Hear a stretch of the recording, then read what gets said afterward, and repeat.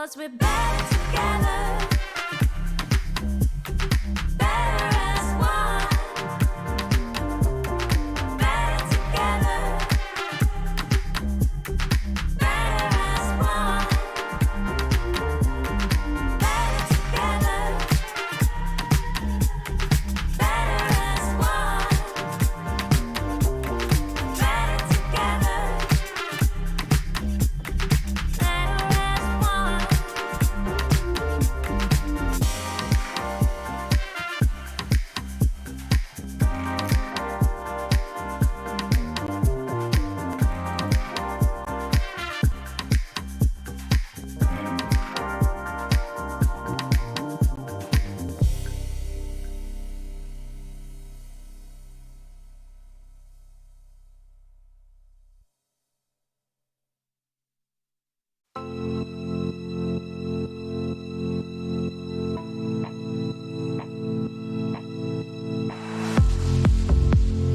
How can I save you when you're tangled in your lies? Caught up in the middle, I can see it in your eyes. Lonely in the corner, waiting for somebody to come and save you from the cold of night. Easily we've been falling in disbelief. I think I'm ready for another try, but this feels like the last time. So why did you say goodbye?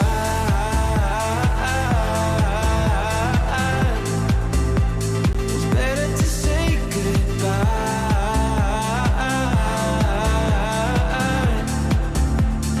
Why did you say goodbye?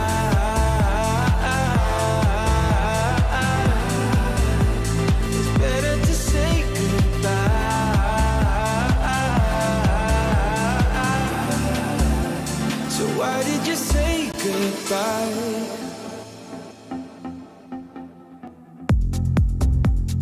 Quiet like the ocean, with the rumble running deep. This is how I see you, when you hide your feels from me. Why you heavy-hearted? Cut the silence, talk to me. Release your mind, get what you need. Easily, we've been falling in disbelief. I think I'm ready for another try, but this feels like the last time. So why did you say goodbye?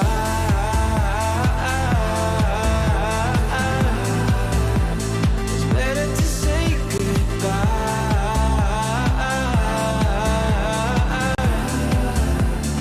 Why did you say goodbye?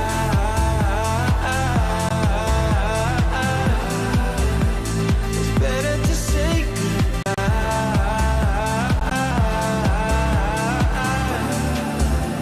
So why did you say goodbye?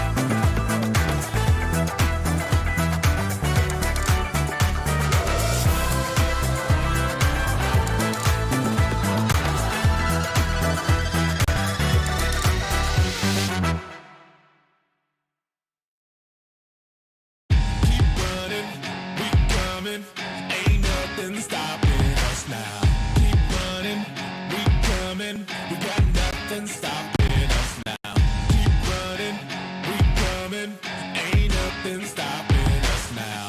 Keep running, we coming, we got nothing stopping us now.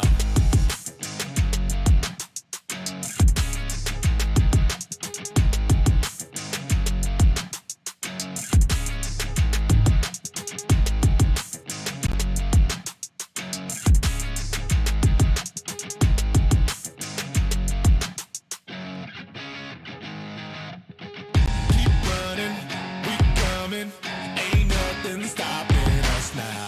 Keep running, we coming, we got nothing stopping us now. Keep running, we coming, ain't nothing stopping us now. Keep running, we coming, we got nothing stopping us now.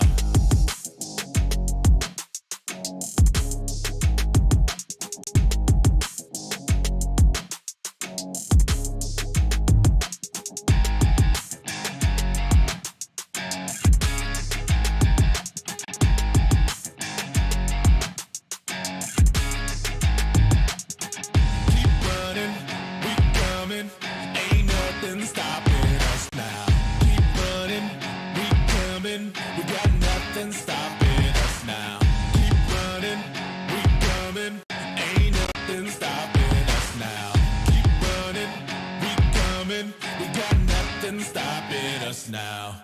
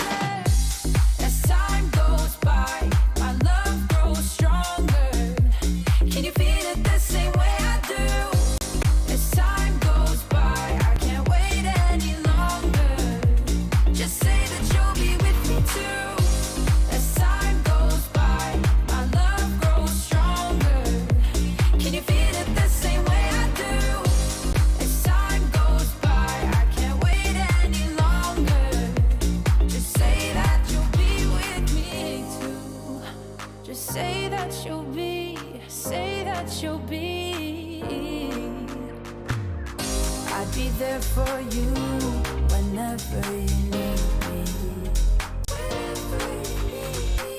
But you've been holding back.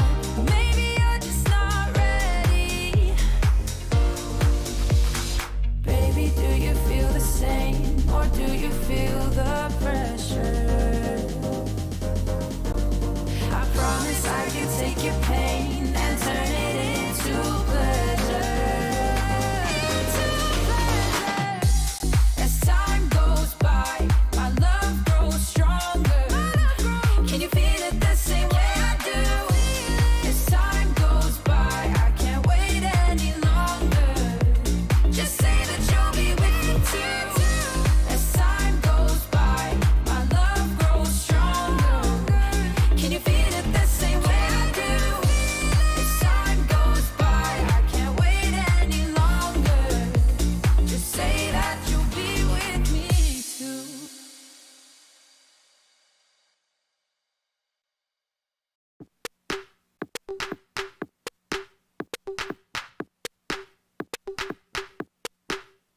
Deep minds, we were forced to be alone.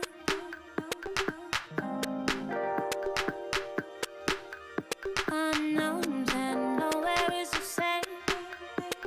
And even when it seems like there's no way out, we'll grow a little closer. We water, we flow.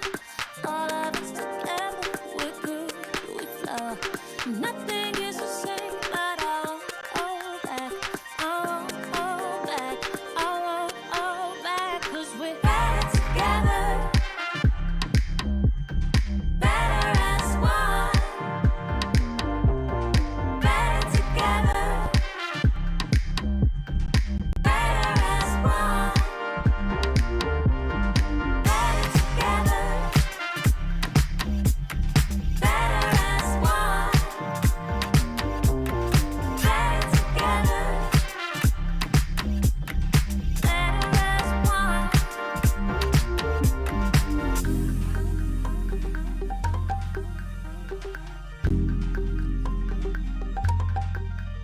Deep minds, we were forced to be alone.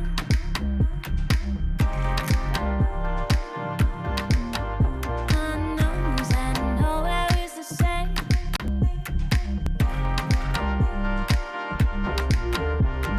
Grow a little closer, we're water, we flow. All of us together, we're good, we flow. Nothing is the same, but I won't hold back. I won't hold back. I won't hold back.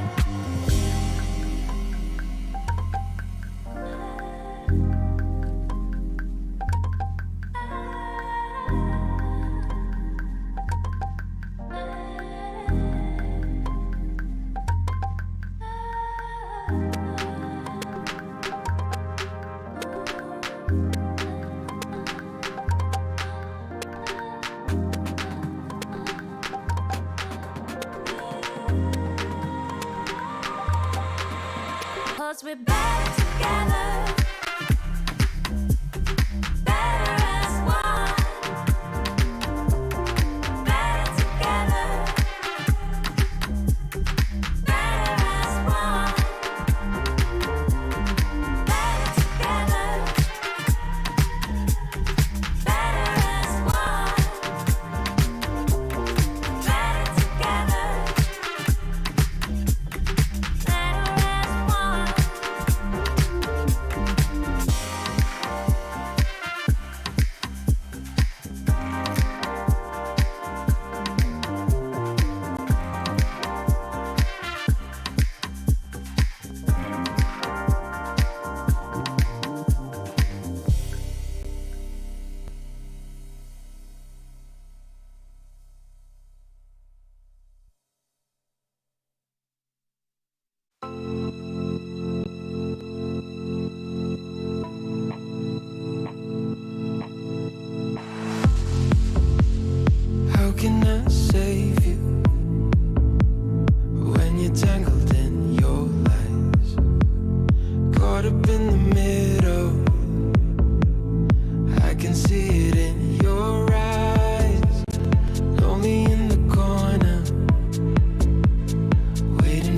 somebody to come and save you from the cold of night.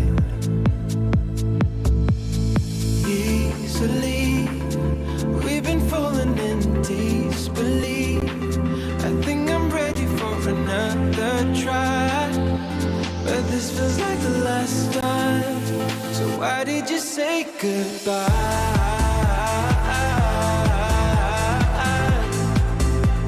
It's better to say goodbye.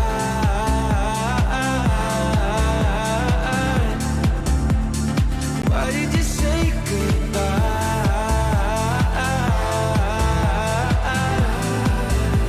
It's better to say goodbye.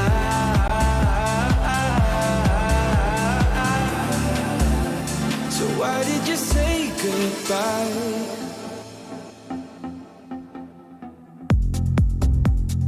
Quiet like the ocean,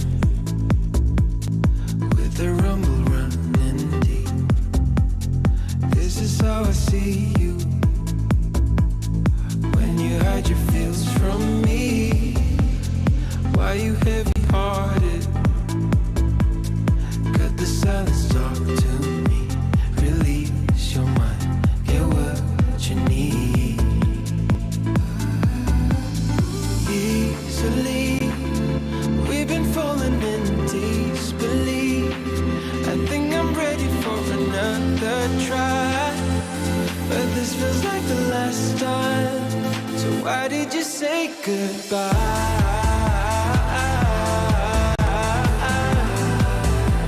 It's better to say goodbye.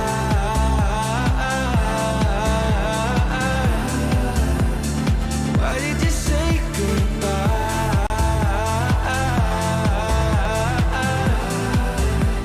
It's better to say goodbye.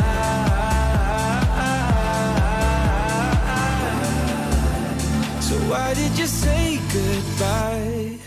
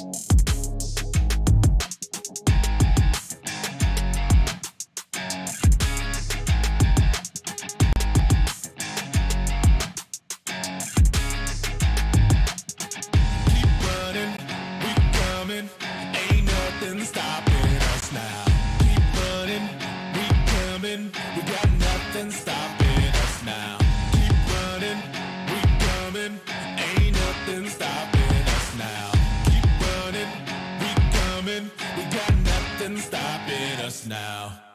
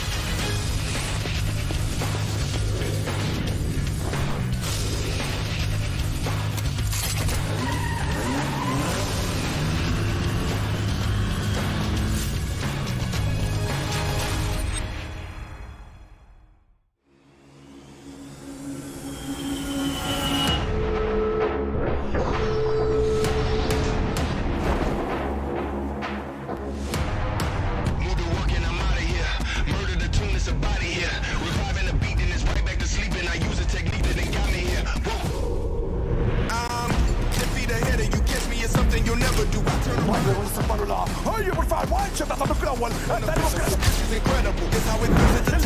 الفي جي اس ممكن يفعل اللاعب الاخير امام اللاعبين كثار كثار كثار يعملها مؤمن ولا ما يعملهاش هي اليمين ولا مين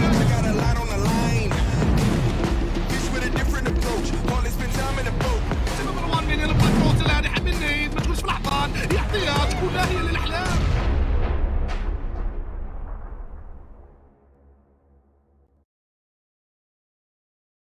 Hello, everyone, and welcome back. Today is our fourth day of the final week of League Play right here for the PUBG Mobile Pro League Africa Fall 2022 season. And of course, we're back with all the action the Africa region has to offer.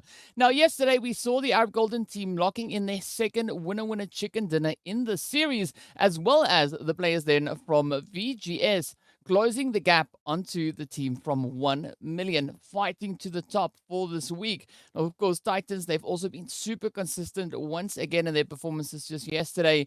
We've seen a very healthy spread, right? The teams were super active. But today, as we move in, we get to see how the teams continue their fight, trying to lock in those top 12 slots. As we know, it is still a very contentious position to play across.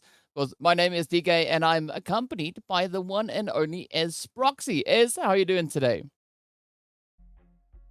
Feeling good, ready to see the action that is waiting for us today, DK. As we know, 2 more days worth of play left for these teams to really push the envelopes, get themselves up on the overall rankings, get themselves up on the grand total rankings, fighting for those extra 20 points, and overall just outdo themselves as they have done in the previous weeks. So it is going to be a good day.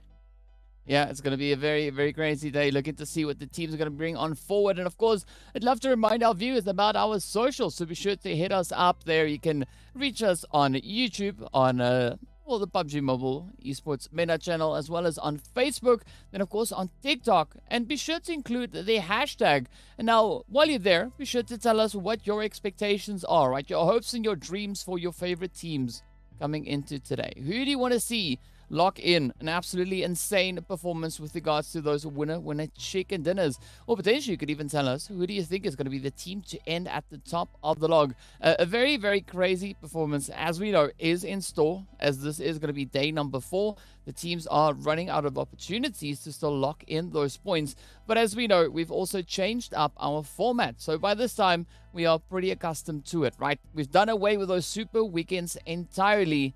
And it's still down on that final week in which we have all 20 teams participating to not only move into the top 12 to participate on our Livik match, but also the final opportunity to try and lock in those much needed points for the approach towards the finals, right? And also the overall rankings for the week, the teams will be awarded their bonus points. But to add on to that, we are going to be looking at the culmination of all the points from the previous phases, adding them together, and then also awarding bonus points from that point forward. So it's going to be 2 opportunities for these teams in this week to still lock in those points and gain those extra bonus points. Of course, getting that much closer to the grand finals of PMPL Africa Fall, it is going to be so spicy. As we know, the teams have already adapted so much from the start of not only last season, the start of this season, going from week to week, even day to day. Already after Thursday's break, we saw a fantastic performance yesterday with teams really making a push. I mean, Desert Flame and Darkness yesterday really trying their absolute best to just jump up on those overall standings. And for the week, of course, we know they need to get themselves into the top 12, hopefully remain there. But it has been so good. And DK, we can take a look at the calendar, of course. We know that they've had a tiny little break in between week 2 and week 3.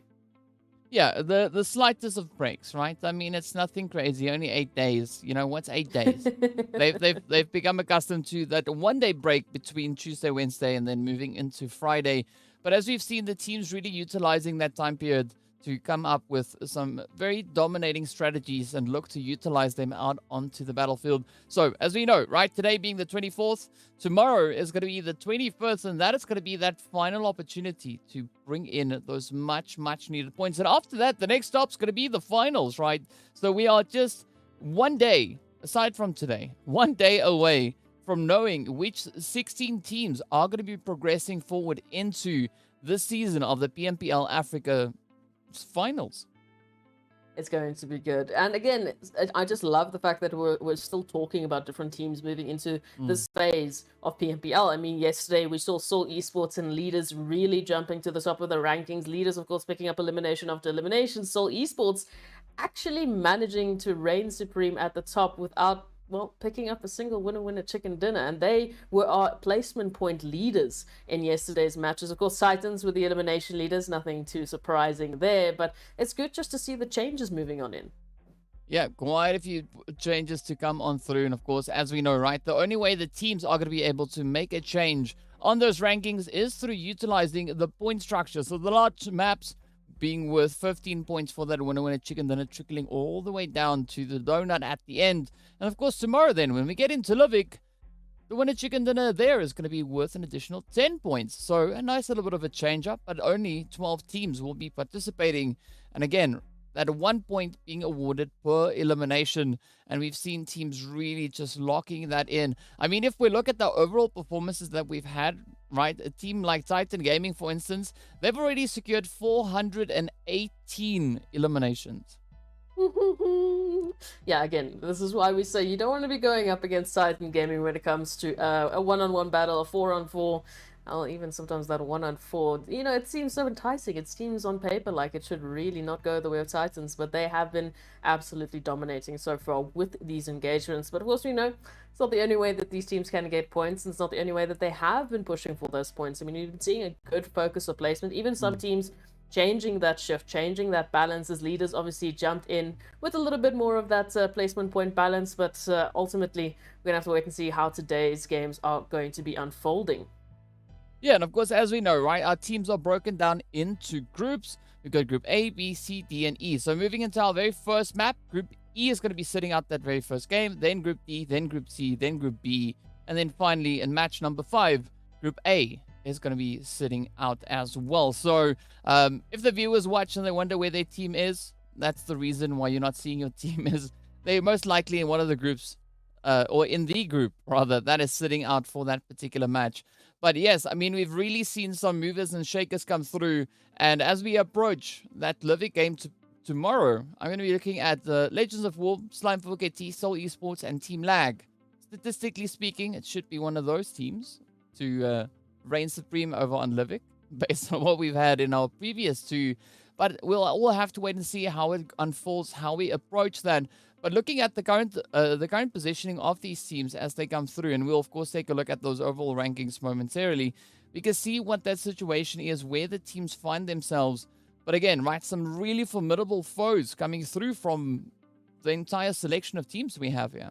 Yeah, no, everyone has really been stepping up. And of course, we know that they have to. This is the last week of league play. This is their last opportunity to get themselves into the top 16 slots for the grand totals. You know, make sure not only that they get those bonus points, but also that they just qualify to come back next weekend to show us what they have been building on and how they have improved. I mentioned it yesterday. If there was a way that we could have the teams playing themselves from their day one performances till today, we would see such a dramatic change. Even on the one-on-ones, the 4v4s, just the way that the teams are engaging and choosing when to start their battles, we have already seen such a massive shift in focus.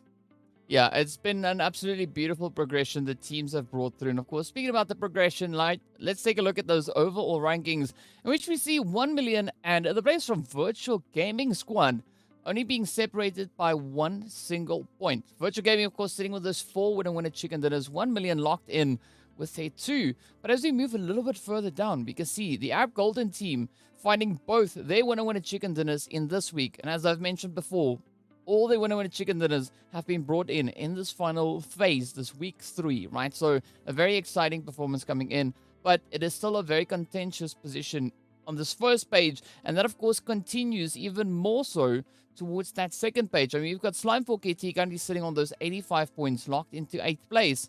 But as we'll see now when we move into our second page, there's going to be Desert Flame situated up in towards 9th position, very hard on their heels, but also sitting on 85 points. So I'm expecting quite a bit of change, quite a bit of shifting coming through as the teams move on. But Darkness, this is what we love to see, right? We've been asking over the previous 2 weeks for Darkness to rise to the occasion, and they've surely done so, sitting quite comfortably now in 10th place with 84 points to the name. And of course, they're not going to stop at any point in time, especially not at this point. Yes, as it stands currently, they are qualifying themselves for Livik, but of course, we know that they are rushing on those grand total standings to get themselves up into 16th place. And I would say every single team here is trying to do the same, even though they can already find themselves in a comfortable position for that top 12 placement on Sunday tomorrow for that Livik game. they need to obviously worry about the grand standings. How are they going to be looking moving into next week? Are they going to be joining us in next week? As we know, unfortunately, 4 teams will have to sit out and just watch as all the action unfolds. And we know for this week, those 4 teams in particular are going to be on that 3rd page. So let's take a look and see who those 4 teams are and how they're going to be pushing it today. Yeah, I mean, it's going to be opening up quite a few avenues for excitement to come through, right? We have been seeing the efforts being put up, and we know all 4 of these teams that are situated right here have the capability to elevate themselves even more so. But I think there's going to be quite a bit of pressure, especially looking at the players here from Mad Knight and Super Young Stars, because on the grand standings, right, if we go take a look at those, that's where we can see that they are still situated on that 2nd page. But there's not a lot of separation, right? There's still a lot of space for these teams to move up. So if they really focus their efforts coming into today and tomorrow, that could be sufficient to potentially see them get themselves out of the danger zone, right? In our grandstanding situation. Yeah, so there's plenty of opportunities, as we know, and that's why the teams are still, going to be putting forward their best foots moving into today and tomorrow's games. They definitely need to make sure that they bring everything into their performances.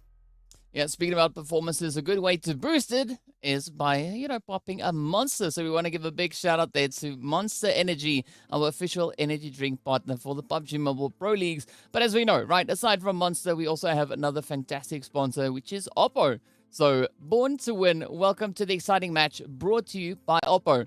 Get your gamer mode on with the much-loved Reno 7 series. And we've been talking about these phones. They are right here in and amongst myself and Ez. You can see them, the lovely black and orange. I didn't say pumpkin this time around. It's orange, right? We can see those phones. I mean, what other color did you call it the other day? I said mustard, but I'm Yes. still not sure. It's like gold now. It's that. It's gold. Or if someone knows the exact color, tell us, because we've got this debate, right? It's either mustard, orange, or Gold? what was the one that I called it? Well, you call it gold, and then there was another color that we had. But either which way, of course, a big love going out to both Monster and Oppo. But as we know, right, this being day number 4, we have an entirely different map schedule coming through. So as we move in towards that, we can see we are going to be starting the day over on Erangel, moving into Miramar, following it up with a double serving of Erangel before moving into the jungle, just to have the team to unwind a little bit with a little bit of that close quarter altercation. Yeah, I keep saying emies on days like this because there's going to be a lot of fun. And again, we mentioned yesterday how the team starting off with that Sanhok, moving into the double dose of Erangel, then onto the double dose of Miramar. We generally do see the teams bringing in a lot more action. This week, however, has been a completely different experience for us, especially starting Tuesday and Wednesday. The teams immediately brought that presence of mind back. They brought back, the breaks, and they said, listen, let's focus on those placements. We had like 16 teams towards, the final 4 to 5 phases, and it gets crazy. It really does get crazy. But yesterday, the pace was picked up, and today I'm expecting a similar result. I mean, with all of these doses of Erangel, it is the bread and butter, DK. We know that these players absolutely, they just move it on Erangel. Yeah, I'm expecting it to get quite toasty, right? That's what we're hoping for, and maybe we could have a nice bit of variety with regards to those flight paths and where those initial zones are going to be going. But of course, as we know, right, we're making our way into our very first match of the day, looking to see what the PUBG gods have in store for us. Any predictions that you might think of where you don't want the zone to go? Where I don't want the zone to go, so I need to think where I want it. Okay, but if I say, I feel like this is a reverse psychology situation. If I say where I don't want it to go, it's gonna go there. Okay, I don't want it to go south. Okay, so we don't want south, so we'd be happy with the north or west or an eastern zone. I have to say, I'm right on board with you with that one. We want that northern zone to come through, right? The northern zone, because that's what we want to see what the teams are going to be doing, and it also brings quite a bit of difficulty with regards to rotations, positioning, and strategies, especially when it takes those southern shifts. So we want to see the teams really work for those points. But as we know by now, right, they are more than capable of achieving exactly that. Of course, moving into the very first match, as we saw just a few moments ago, we are going to be not seeing the players there from Group E participating in this very first one of the day, but we are going to be having to wait all too long to see what the teams are going to be doing as we are hopping straight on the plane, moving over in towards Erangel. It is day 4, match number 1. And the flight path, of course, starting over towards that multi-power position, as we can see the lovely power station down on the right-hand side. And the flight path being very centralized. Oh, absolutely. So, I mean, a good opportunity for the teams to get to their favorite placements. Of course, we know this. Yes, what did we say? We want the north. We definitely don't want the south. No, we don't like bridges. Definitely no bridges that we want here. No, absolutely not. But yeah, moving on from that. Looking at how the games have been going, you know, we had VSC picking up a winner chicken dinner in a while, at least for us in terms of the weeks that we've been going through. So it's good to see them stepping up. I'm still waiting for, you know, the likes of Super Young Stars, Legends of War, Darkness, and Mad Knight to showcase a little bit of that spice that they've been building over the last 3 weeks. We know they definitely are, you know, some of the more like fantastically capable teams. I mean, all 20 of these teams here, there's a reason they are playing on our screens right now. It's because they are some of the best in Africa. So come on, let's bring the spice. Those 4 teams are going to be the ones that I'm going to be staring at today. Yeah, I mean, if we look at the point difference coming through between all right, well, Interesting. it's the Western Zone. I mean, it's touching south, so we'll say it's fine. You But mean the a very north? centralized western zone coming through here, slightly complementary to the flight path. It is going to open up a great avenue of options, especially for Desert Flame. We know, right? They drop down in towards that Gatka area, and you can see them already starting to make their way on down.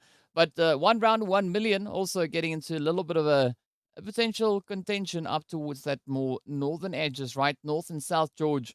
You see things could maybe turn up a little bit of heat on that front. But yes, other than that, a really good spread coming through, right? No one no one really hot dropping it all too much. So I think it's a decent spread, at least for the first phase coming in here.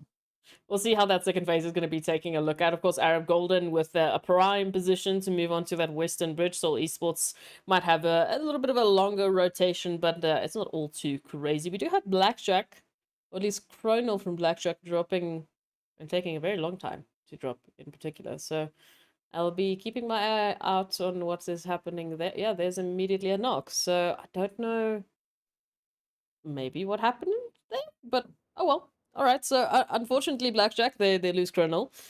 Might have been a bit of an AFK, I guess, because the rest of Blackjack over towards the eastern portion of Jasnaya, maybe? Yeah, that could really be Bit what was the case. Yeah, because that was pretty much the end of the flight path. But either which way, it is what it is. Blackjack now they're gonna have to deal with only 3 players locked into them. But we also see the players there from leaders also only starting it out with a 3-player team. So it's an interesting start to the day. 2 teams already with a few reduced numbers, but our first elimination already getting picked up there by 1 round. But as I was saying about this, the points, right? All the way from 14th to 20th, there's about 59 points separating those 2 teams. Oh, yes, it does seem like Chronal was AFK. Oh, that is super It unfortunate. was a little... I think they just came back in that last second. And they were like, bro, come on. What's going on here?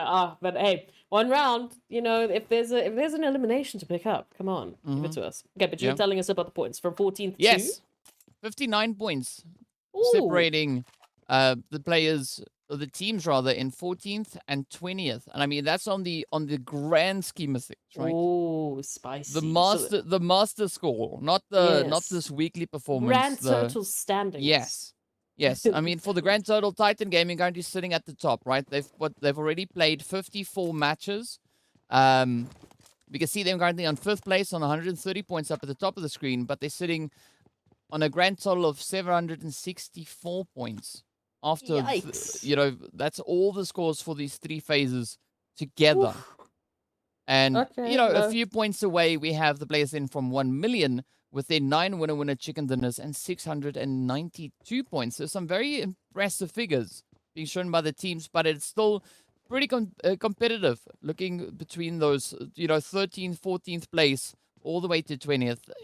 All those positions can still change based on today and tomorrow's performances. Yeah, just to keep in mind, of course, Titans the only team currently with double-digit winner chicken dinner winners. So yes, they are greedy for the chicken. So if they get more today, I'm just like, come on, it's overkill at this point in time. We need another team at least to pick up those double digits. So 1 million, please. Let's show some competition here. But fantastic overall standings. And I mean, like you mentioned, those 14th to 20th positions, still quite a bit that can change. I mean, in 2 days worth of play, 4 matches for each of the groups to take part in, definitely doable. And I mean, again, that's why I said if we were taking a look at those grand standings, that's why I'm looking at Super Young Stars, Legends of War, Darkness, and Mad Knight, as they are currently the 4 teams at the bottom that are, needing to step things up just a bit to get themselves into that top 16 so they can come back on the finals and showcase what's what. Unfortunately, either way, I shall be a little bit sad because there is going to be 4 teams that are going to have to sit out. It is what it is. It has to happen.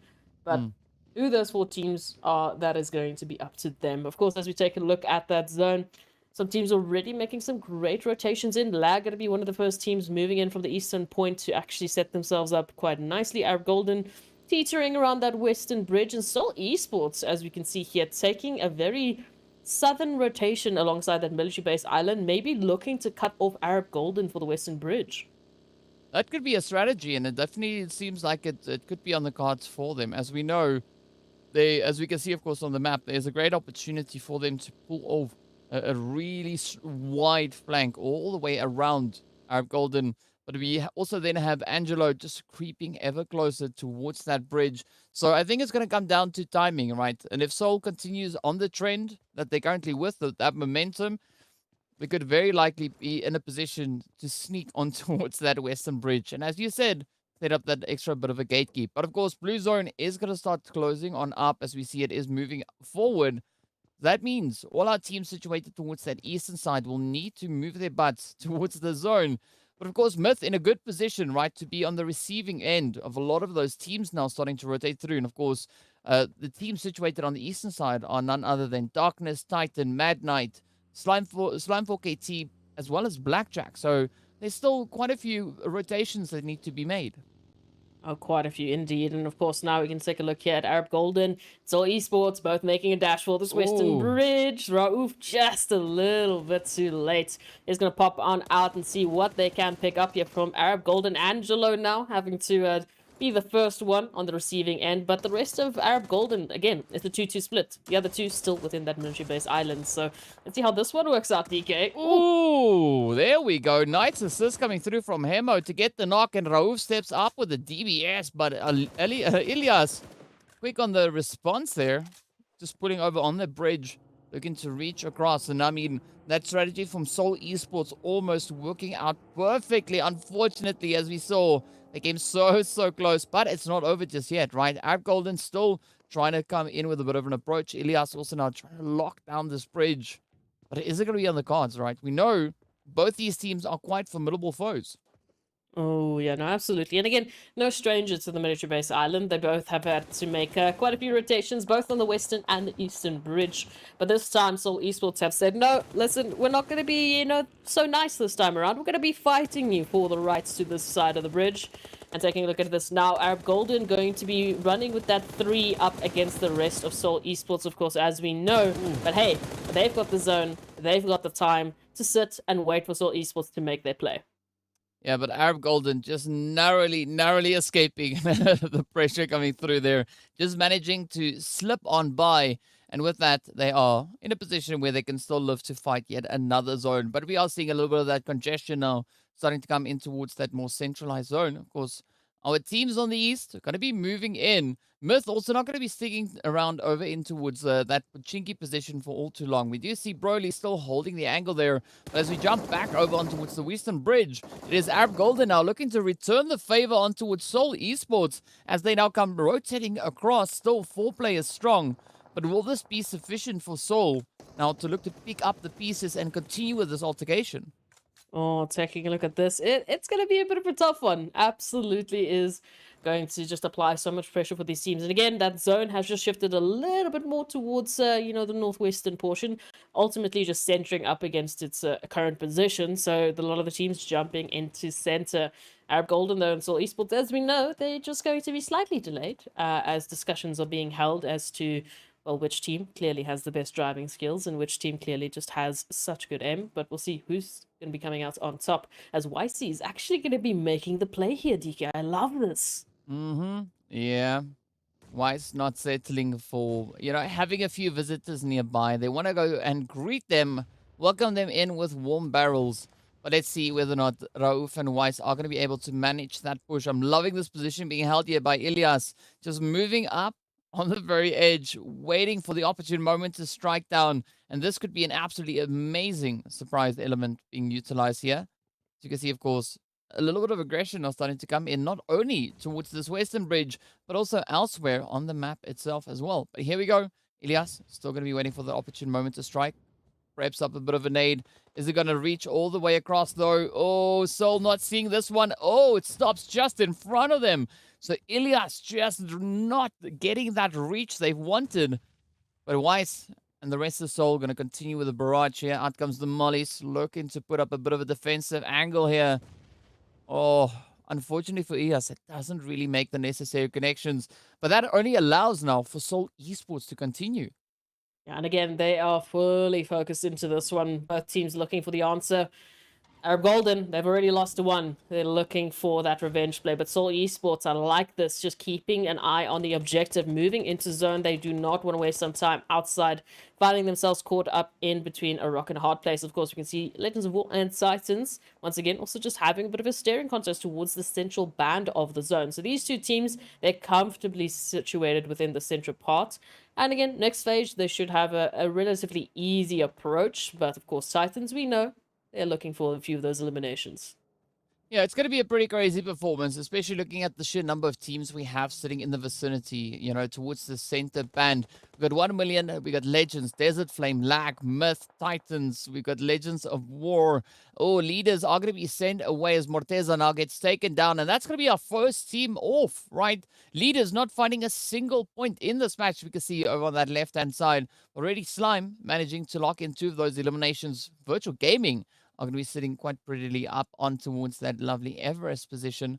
But let's see where this next phase is going to be taking us and who's going to be the teams that find themselves zone players. Of course, it centers up even more towards Lag, Titan, Legends of War, and the rest of the teams in the vicinity. But again, this will not only continue the difficult play that they've already been experiencing. Of course, my eyes are right peeled towards Darkness and Mad Knight. How are they going to be working with this, and how are they going to move this into their favor? Holding that central position, Mad Knight now moving into the zone. Seoul Esports and Arab Golden still out in the blue, having, discussions, whether at least Rauf from Seoul Esports has moved into the zone, getting a good bit of information. I think they are joined by one of their teammates, so should be able to get themselves set up quite nicely. Darkness, of course, as we mentioned, within the zone, going to be able to take up some lovely compound cover. Of course, it is only going to get crazier from here, DK. We know the teams are looking to take away any of this real estate. Titans in particular is going to be the challenge for Darkness. Yeah, it's going to be quite a bit of a challenge. But now Lag also getting themselves into a bit of a challenge here. Going toe-to-toe with Myth. And it's going to be A9Q to get traded. Not confirmed up just yet. But they are down 1-9. Now perched in the window, looking for a bit of an opportunity. But Myth also playing a little bit of a separated position here. Up comes Ramsey, looking to bring in that extra little bit of fortification. It's going to be a 3v4 altercation here. But again, right, the sooner you can get yourself established up in towards Chopsticks, the more opportunities become available, as there are still a few teams looking for a bit of a rotational pathway. 1 million, though, not going to be settling in just yet. Instead, they are going to be looking to just get those reses through. Lazy Boy, of course, now doing their due diligence out on the edge, looking to see if they can maybe spot the angle here of one round.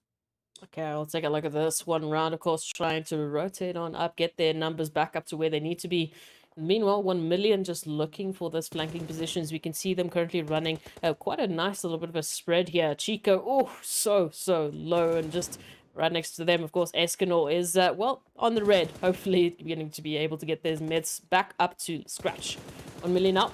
just applying some pressure here, holding the line. Chico and Esconor having to run out in the open. Thankfully, the smokes pop inside, but oh, it's not going to Ooh. stop the bullets from raining on through.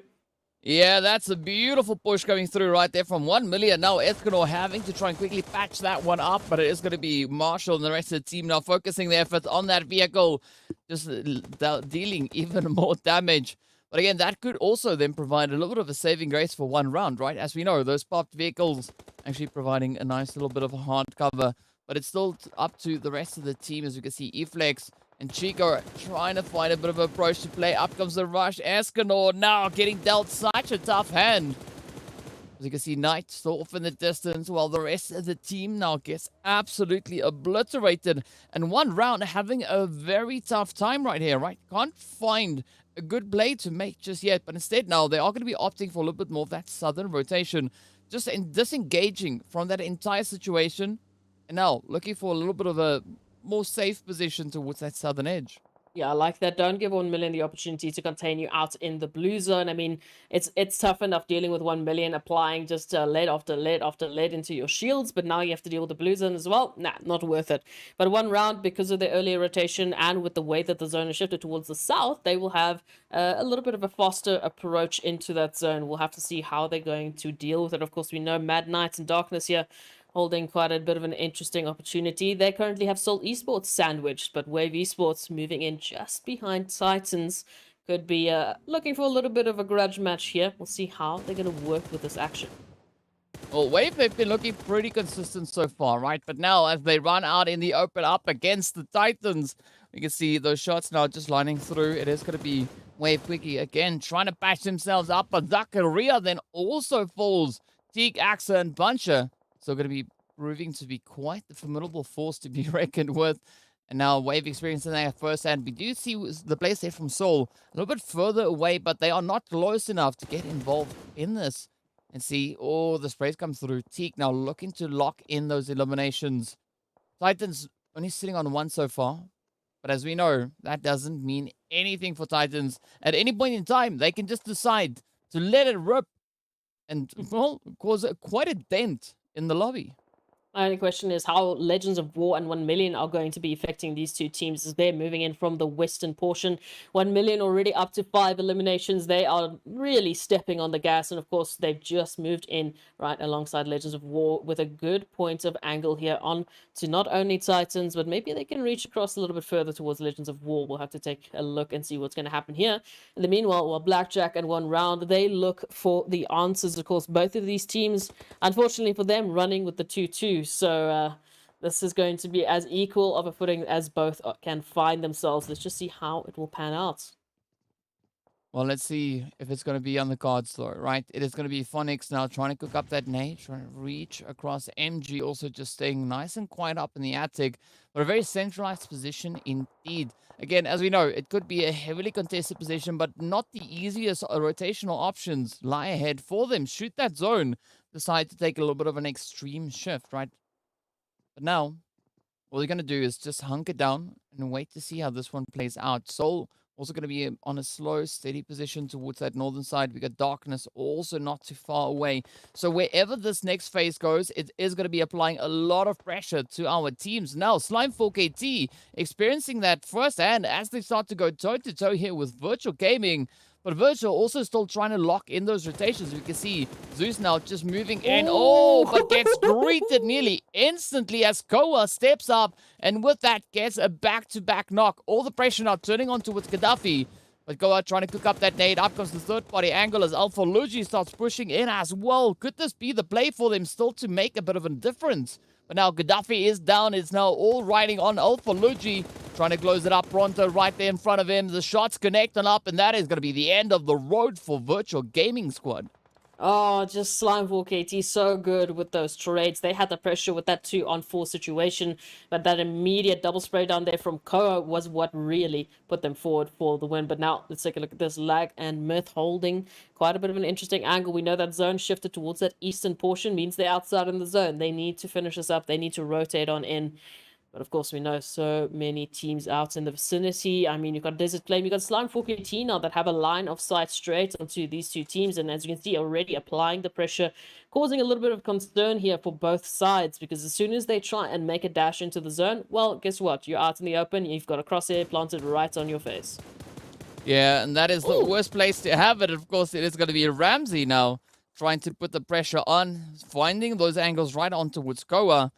But let's see where they're going to be going, right? That blue zone is going to be forcing their hand lag, still positioned up ahead of Myth, so they have to be really, really clever as to how they get themselves through this one. Slime really taking that opportunity to patch themselves up. But that is going to be the opening for Myth now to look to get themselves moved in. But Farouk is going to fall as Plaza will not be allowing too much of that to happen.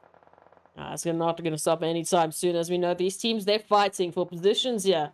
Myth making a dash up the hilltop, trying to get the reses coming on through, but hey, it's not going to happen here. So many helping hands to just guide them back into the lobby. In the meanwhile, it's Lag up next, trying to make the dash into safety. And as we know, it's going to be quite a bit of an awkward one, as Plaza is applying so much pressure. But at least in Lag's case, they have quite a few vehicles to work with. Yeah, what happened there, guys? What's going on here? Bumper cars? It's not the time. No, they're the working place. with the vehicles, just as you said it, right? They heard you, and that's exactly what they're doing right there. But of course, still a little bit of ground to cover as they are moving towards that northern edge of zone. But meanwhile, towards the western side is still going to be the players here from Titan Gaming and Wave going toe-to-toe. Looking to see you can get this position under lockdown. Desert Flame also right there alongside them. But Desert Flame moving a little bit closer towards where we see Lag currently situated.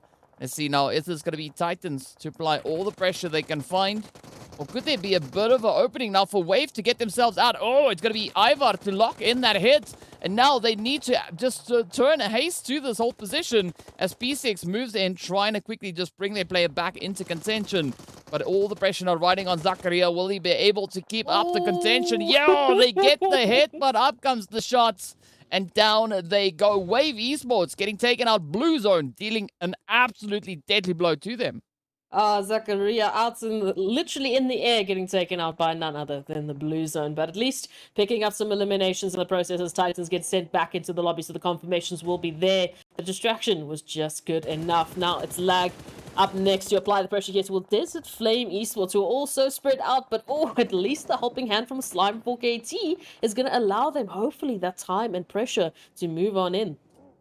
Yeah, but of course we see DWAS now, Buden rather, locking in that position relatively close to zone, just trying to get a bit of an anchor point to play from. But now Lag not finding a good approach. Instead, they are getting pinched slightly by not only the players here from Desert Flame, but adding Slime 4KT into the mix. Up comes a quick push as Plaza flies on forward. Oh, tries to dance around the tree, finds the first knock. Lazy Boy, the next one up for a shave. Let's see, are they going to be able to find the shots? Oh, putting quite a bit of damage up into Plaza. Down they go. And now it's up to the rest of Slime 4KT looking to close it up. Koa and Pronto, the final two contenders, but they are going to be taking aim over on towards Desert Flame as well as Flacco then falls. Down goes Lag. An absolutely beautiful sweep coming through here from Slime 4KT.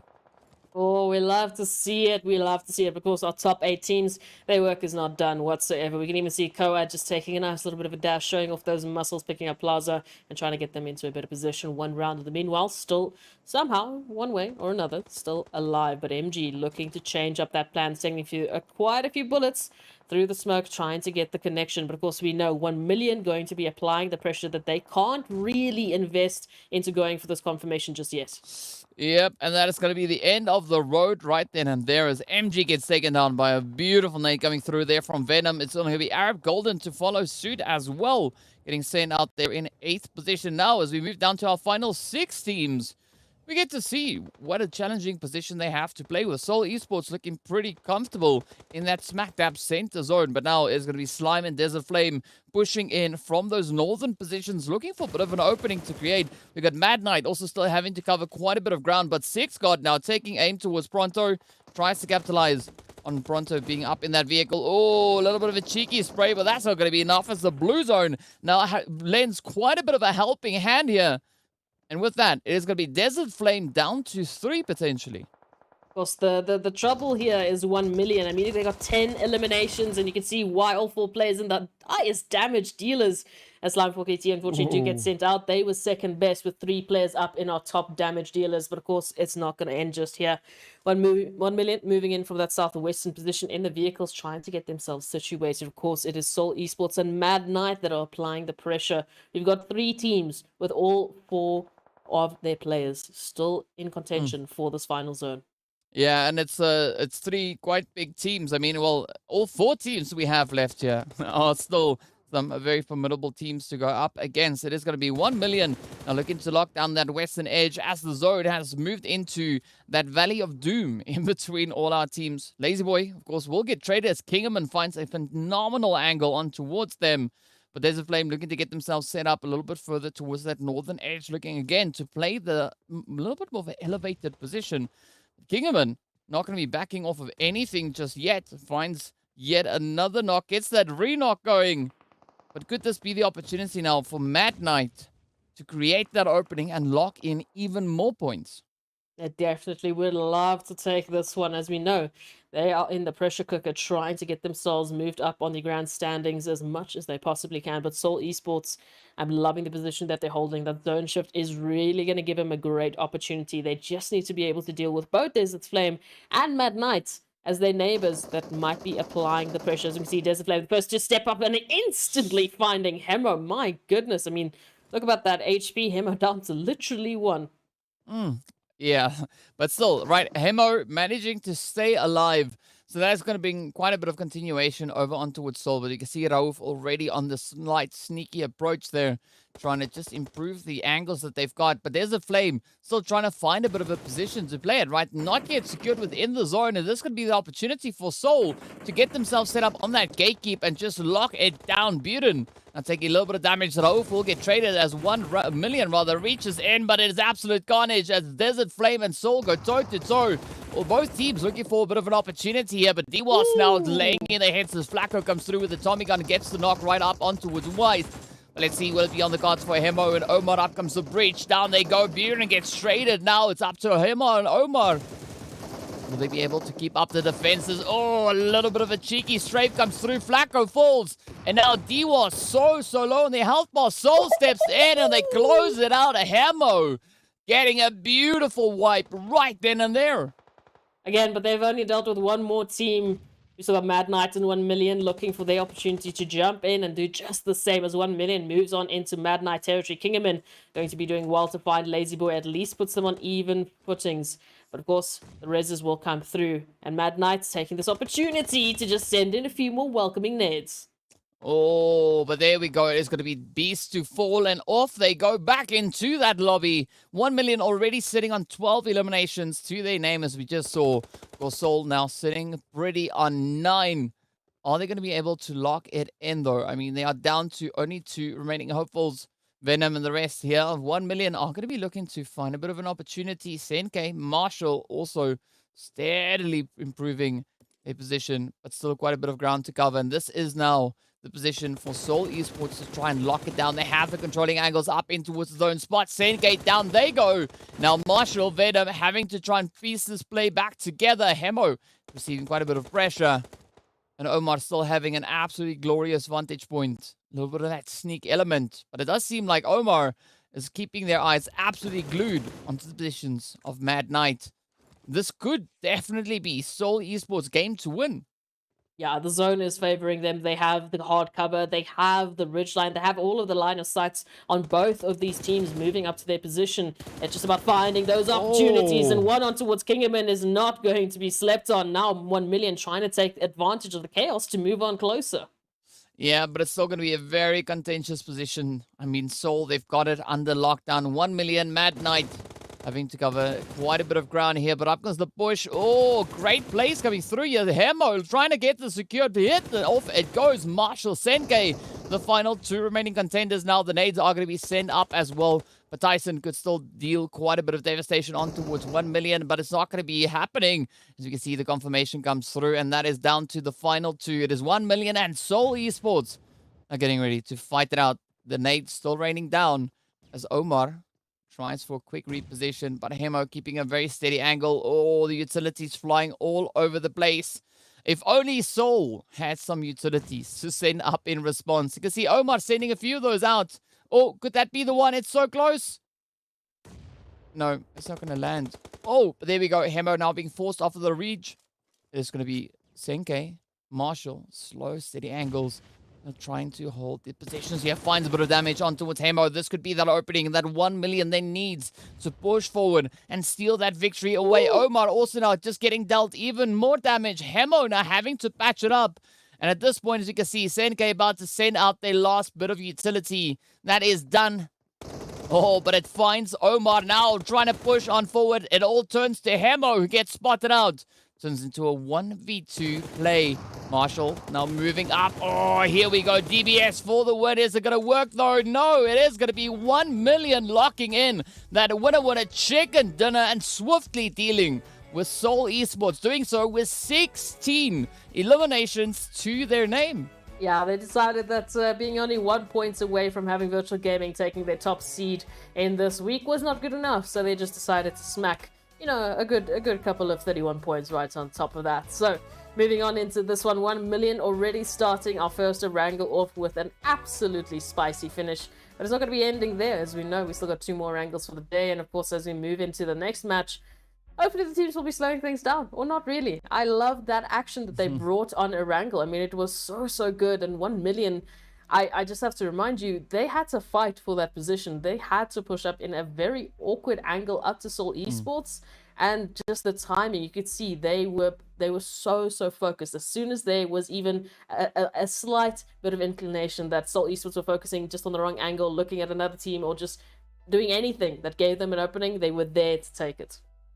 But it just shows to the level of comfort that 1 million has, right? Regardless of what the situation is, they are able to cope with it. And of course, now let's take a look at those rankings. 1 million gracing us with a 30 bomb here once again. Seoul Esports, though, very close, locking in those 10 eliminations, sitting on a grand total of 22 points to the name. Slime4KT also keeping the pressure up, locking in 9 eliminations to award themselves 15 points in total, with Mad Knight, Desert Flames also looking to bring it in. But I mean, this is a very satisfying performance coming through from Mad Knight, right? They need to now just build this momentum moving forward.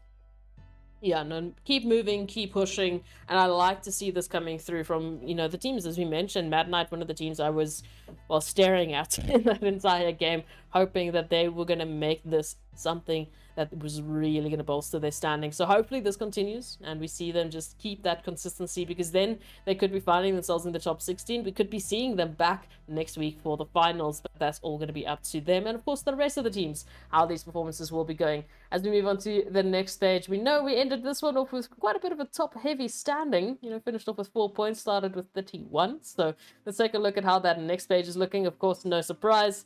You know, it's slim pickings on this side. Everyone else on the first page was a little bit too greedy.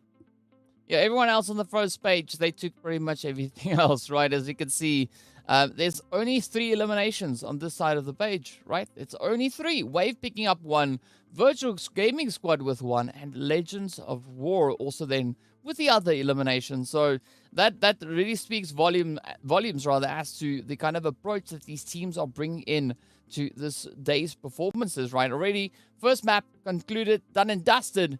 Now, next up, we are going to be moving towards the next one. But before we do, let's take a look at a few of the highlights from this past match, just to remind ourselves of the insanity we had unfolding. And of course, 1 million really sticking it to one round as well. Yeah, no, it started off with that one-on-one action. It didn't stop there.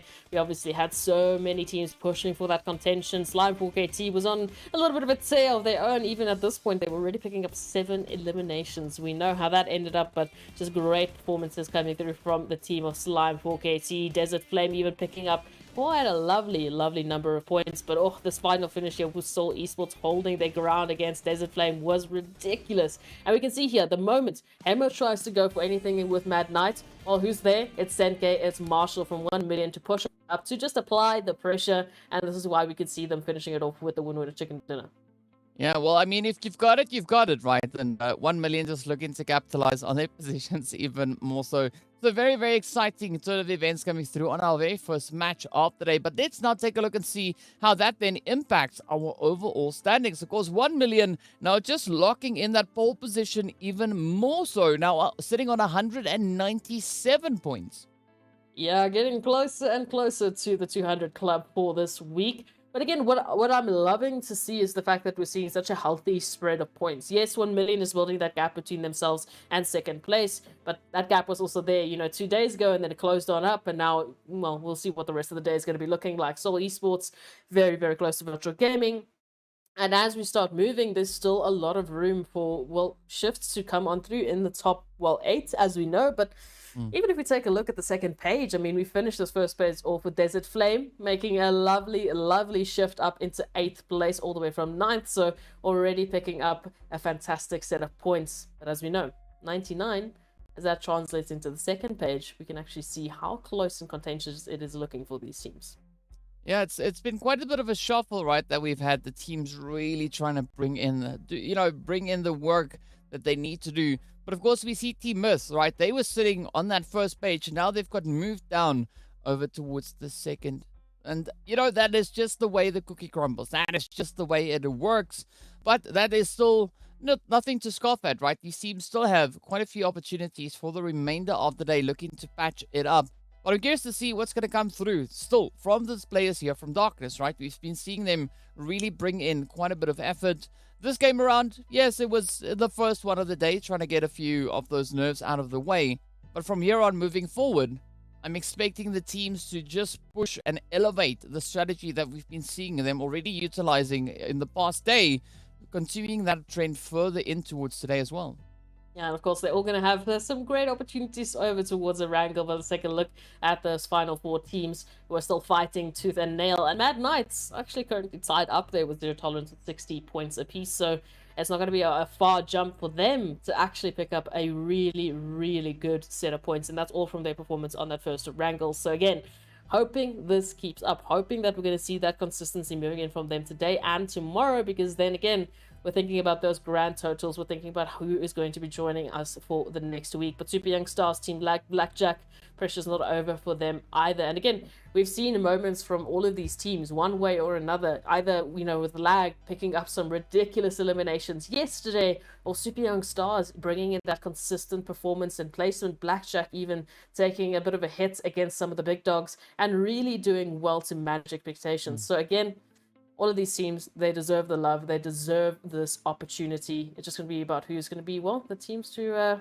be the lucky ones or be the ones that work the hardest over the last couple of weeks.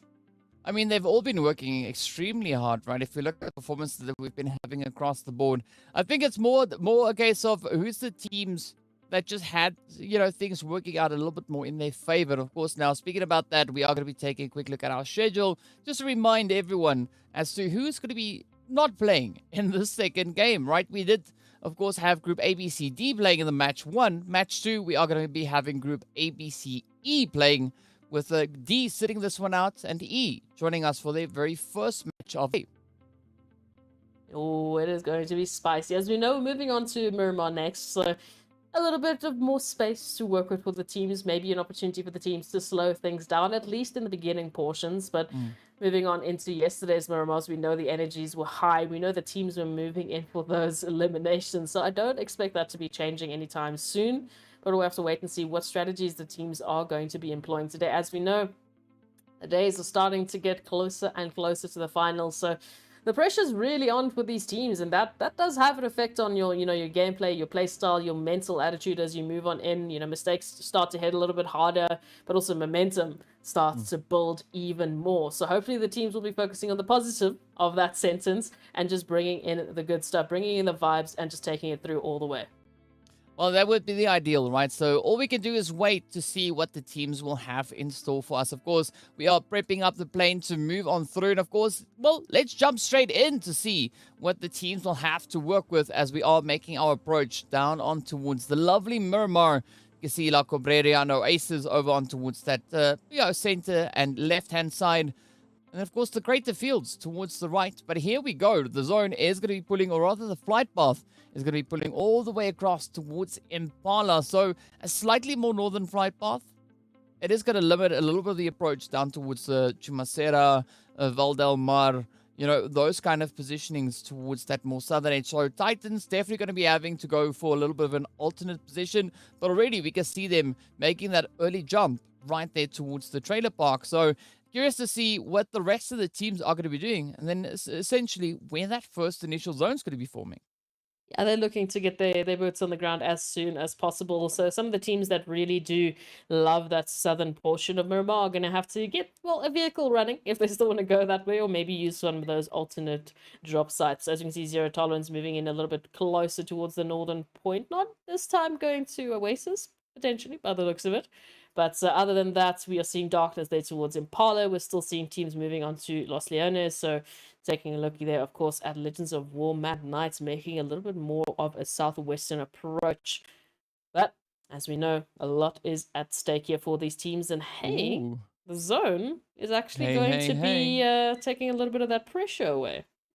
I love it. All right. This is going to be quite an exciting one. Curious to see where exactly it's going to move towards. I mean, the entirety of Los Leones almost not being an option for the teams here. Even Picado, which is always a relatively safe option to go for. You can see this time around being situated on the very edge of that zone.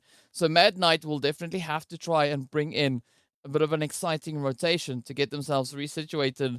But again, looking at center zone, it's going to be a great start, especially for Soul, even Team Myth and Wave, because, they don't have to move all too much. No, all too much, not whatsoever. But we'll take a look and see how the teams are going to react to this zone. Again, for the teams that really like that southern point, maybe they might want to really alt for, well, just getting themselves in zone quicker rather than later. I mean, already Titans, we're seeing them changing up their positioning here, moving into, one that we haven't seen them use in quite a bit of a while here. We're so used to seeing them there towards Minas del Sur or Los Leigos. And, well, this is where they started. Back in week 1. Wow. You know what? Well, sometimes you just need to go back to basics, right? And, The OG Titans. strats. Yes. Titans not being able to reach to their normal kind of a starting position. So, nothing wrong with a little bit of a route play. But 1 million, they're going to be going and sticking to their guns as we can see them going about their business up in towards the lovely Pozzo here. But again, a few options lie ahead for how teams are going to be looking to rotate in. I'm curious to see if 1 million is going to take a potential northern rotation, because we do know that there's a bit of an opening there. Or are they going to try and maybe go for a little bit more of a southern approach, right? Either which way, it's going to be a very difficult one, because if they go north, Slime 4KT is there. If they go towards the south, there's several teams there. So, they have to play that one as informed as they can. And as we know, they don't see what we see. No, they don't. No, they don't. They don't have the information we get to work with. So, I mean, taking a look at this, DK, where are some of the positions you would normally really favor within a zone like this? In a zone like this, I do think Cruz del Val could definitely be a good option to move in towards. I mean, definitely not a permanent position, but a good temporary position, especially for a team like Super Young Stars that we can see already occupying that space, right? But then another option could potentially be towards maybe God or even Minas Generales, right? Because there's a lot of reach that you can still find from those angles. You have those really crazy elevations that you can get yourself positioned in towards, and that opens up even more avenues from that point moving forward. Okay, I like it. We'll take a look and see which teams are going to be bringing in that approach and how they're going to be making use of that, because maybe you can take a hint or two from them, or maybe you could be the coach. Who knows? No. I'm kidding. No such coaching things allowed. No. That's No. why we leave it up to the players, because Yes. that's why we're casters. I'm not going to say why, but you know why. You kind of get the idea. Because I've got course, two left taking- thumbs. That's why. I just run into trees. And like watching me play PUBG Mobile, it's rough. It's The rough. trees It run is- into you. No. I run into the trees. Not because I don't see them. just purely because I'm that bad. Oh, okay. Me trying to get into doors as well, it's a question. It's sometimes good, sometimes not so much. We'll take a look and see. Well, no, we'll never take a look and see at that gameplay, but we are taking a look and seeing how Slime for KT are currently holding their position. So very, very spread up. I mean, we've got one towards water treatment, we've got Pronto in between creative fields and water treatment, we've got Storm in creative fields, we've got Plaza in Lockrobe area. So they are the most spread out if you take a look at any of the other teams. You know, obviously some running a little bit of a 2-1-1-1 split like Super Young Stars, but not as spread out as what we see Slime for KT. Yeah, that's an interesting approach coming through from Slime. But I do think there is probably some purpose in that for them, right? It allows them to gather quite a bit of information, especially looking at the rotational position they're moving towards. I can understand it, right? Because they are not really contested for the time being, of course, rotating up in towards that water treatment position. I think over on the western side of the zone, that could also be a little bit of a favorable angle to be holding. But we are going to be seeing quite a bit of contention coming through in towards Impala now, right? Virtual Gaming only having at least one player that we can see currently positioned in towards Impala here. And that, of course, is Alpha Luigi.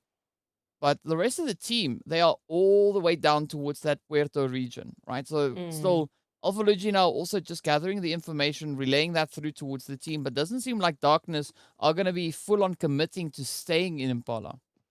Yeah, but it's also not looking like Virtual Gaming are immediately, jumping into the vehicle. So Alpha Luigi hasn't given that call that, like, listen, I need some backup right now. I need the cavalry to join up immediately. Their plan going forward is just to chill out. It does look like Iron might have spotted them sooner rather than later. So if something does go crazy here, hopefully the rest of the team will be jumping, into the backup.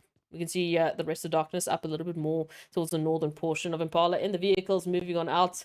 Not immediately jumping out of the situation, but much further than what Iron or Alpha Luigi would like. You can see a little bit of a return now, so it's going to be tough. I wouldn't want Alpha Luigi to jump into this just yet until they know their team is here and they've got the backup should it need to come to that. Yeah, well, we'll have to wait and see how this one pans out, but it is going to be Alpha Luigi now trying to make a bit of a stance here. Unfortunately, not finding the most opportune angles to play from, and the rest of the squad still going to be rotating through. So that is quite the risky play to be had by Alpha Luigi. But as we know, Gaddafi hot on their heels, Zeus also about to join in there. So maybe with even more numbers, they could look to make quite a bit of an impact then. But Blackjack, they're going to be enjoying the peace and tranquility up into towards Los Leones, right? Just flying off of rooftops, driving in between the buildings, looking for a bit of a rotational play to be had. But again, it could be smooth sailing depending on which way they choose to move. Yeah, again, unfortunately, the teams, they don't have the information we do running on and around. But hopefully they will make it work. Hopefully they will have an opportunity to bring in the action that they are planning to. So my question is, okay, BST, Titans especially moving on in from that northwestern region. We'll see if Slime for KT are going to be giving them the space, while Mort is unfortunately just trying to dodge and weave the bullets, but when you're knocked in on the ground, you don't really have that mobility. Yeah, I mean, it's difficult, right? Your hands are slightly tied, but they are going to be having to deal with that zone now, centering up even more towards 1 million and in towards that graveyard territory. That is where things are going to get quite exciting, because we know Junkyard is where we see the players from Seoul currently just having their own occupation. But I'm loving the positions being had here by Myth as well as Triple Esports. All very contentious right there up in the mix. And this is where we are going to be having a little bit of that third-party play now starting to come on through as well. Oh, some good opportunities here. And we know the question on all of our minds, what's Triple doing over there with Myth? Hello, what's happening? But the question on all of our minds is the energy and the pacing that they're going to be bringing into Miramar, because as we know, it's a very Erangel heavy day. So this is the first and last Miramar that we're going to be seeing. So the teams who really do place, all of their eggs into the Miramar basket, what are they going to be bringing to the table? How are they going to be making use of this? Are we still going to be seeing that same pacing that we see on Erangel? Are we going to be seeing the teams trying to force the pace down, or is it just going to be so chaotic that they have no choice but to keep up? Well, I'm honestly hoping for a few omelets, right? But it is going to be the beast running into a little bit of an issue here as Blackjack move in from the edge, trying to get a bit of that looting going towards the drop. But we can see Farok also just there, actually at the drop itself. So this could be quite the vantage point now. But Farok potentially getting a nice little bit of an upgrade there with the loot. I'm not quite sure why Beast decided to venture out all the way to here. The rest of the team still on the opposite end of the crater.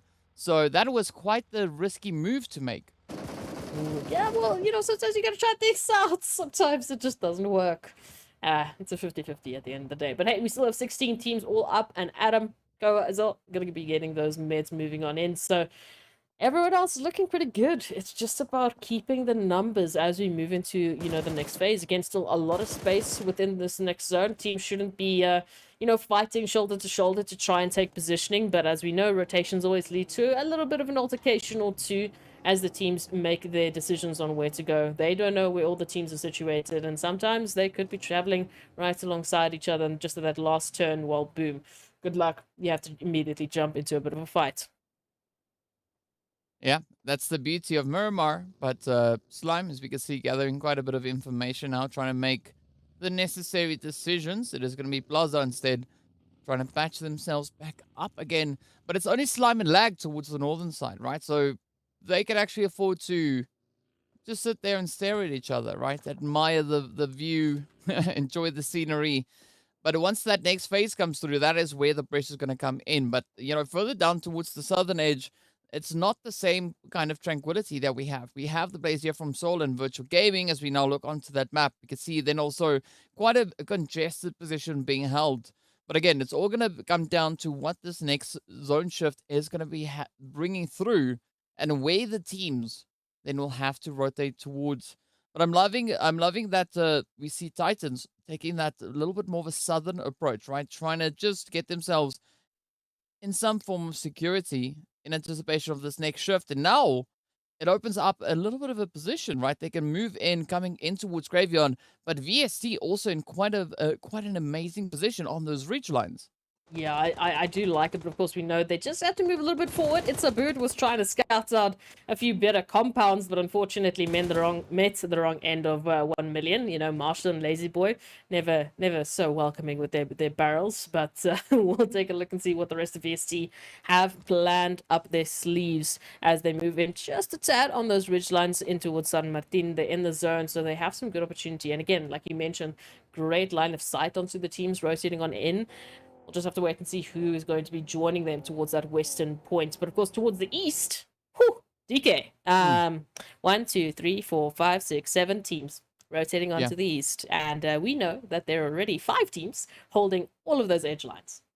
Yes, this is where we are going to be seeing quite a bit of chaos now starting to come on in. Lag and of course the players here from Seoul still in very close proximity to each other.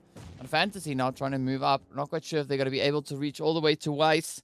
It is quite a bit of distance. Instead, Hammer right there on the front line, getting ready to make a bit of a play. Oh, Fantasy can hear the footsteps, not being able to reach all the way across. Instead, sends out an absolute barrage of utility.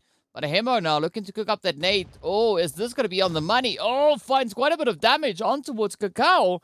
And now they have to make a decision, right? Hemo going to be sending out just yet another nade, looking to follow up. But up comes Darkness now also applying their own pressure on towards Blackjack. So you can see Reverb and MG quickly patching themselves back together before yet another nade now gets sent across. That could be the end of Reverb. Oh, managing to evade that.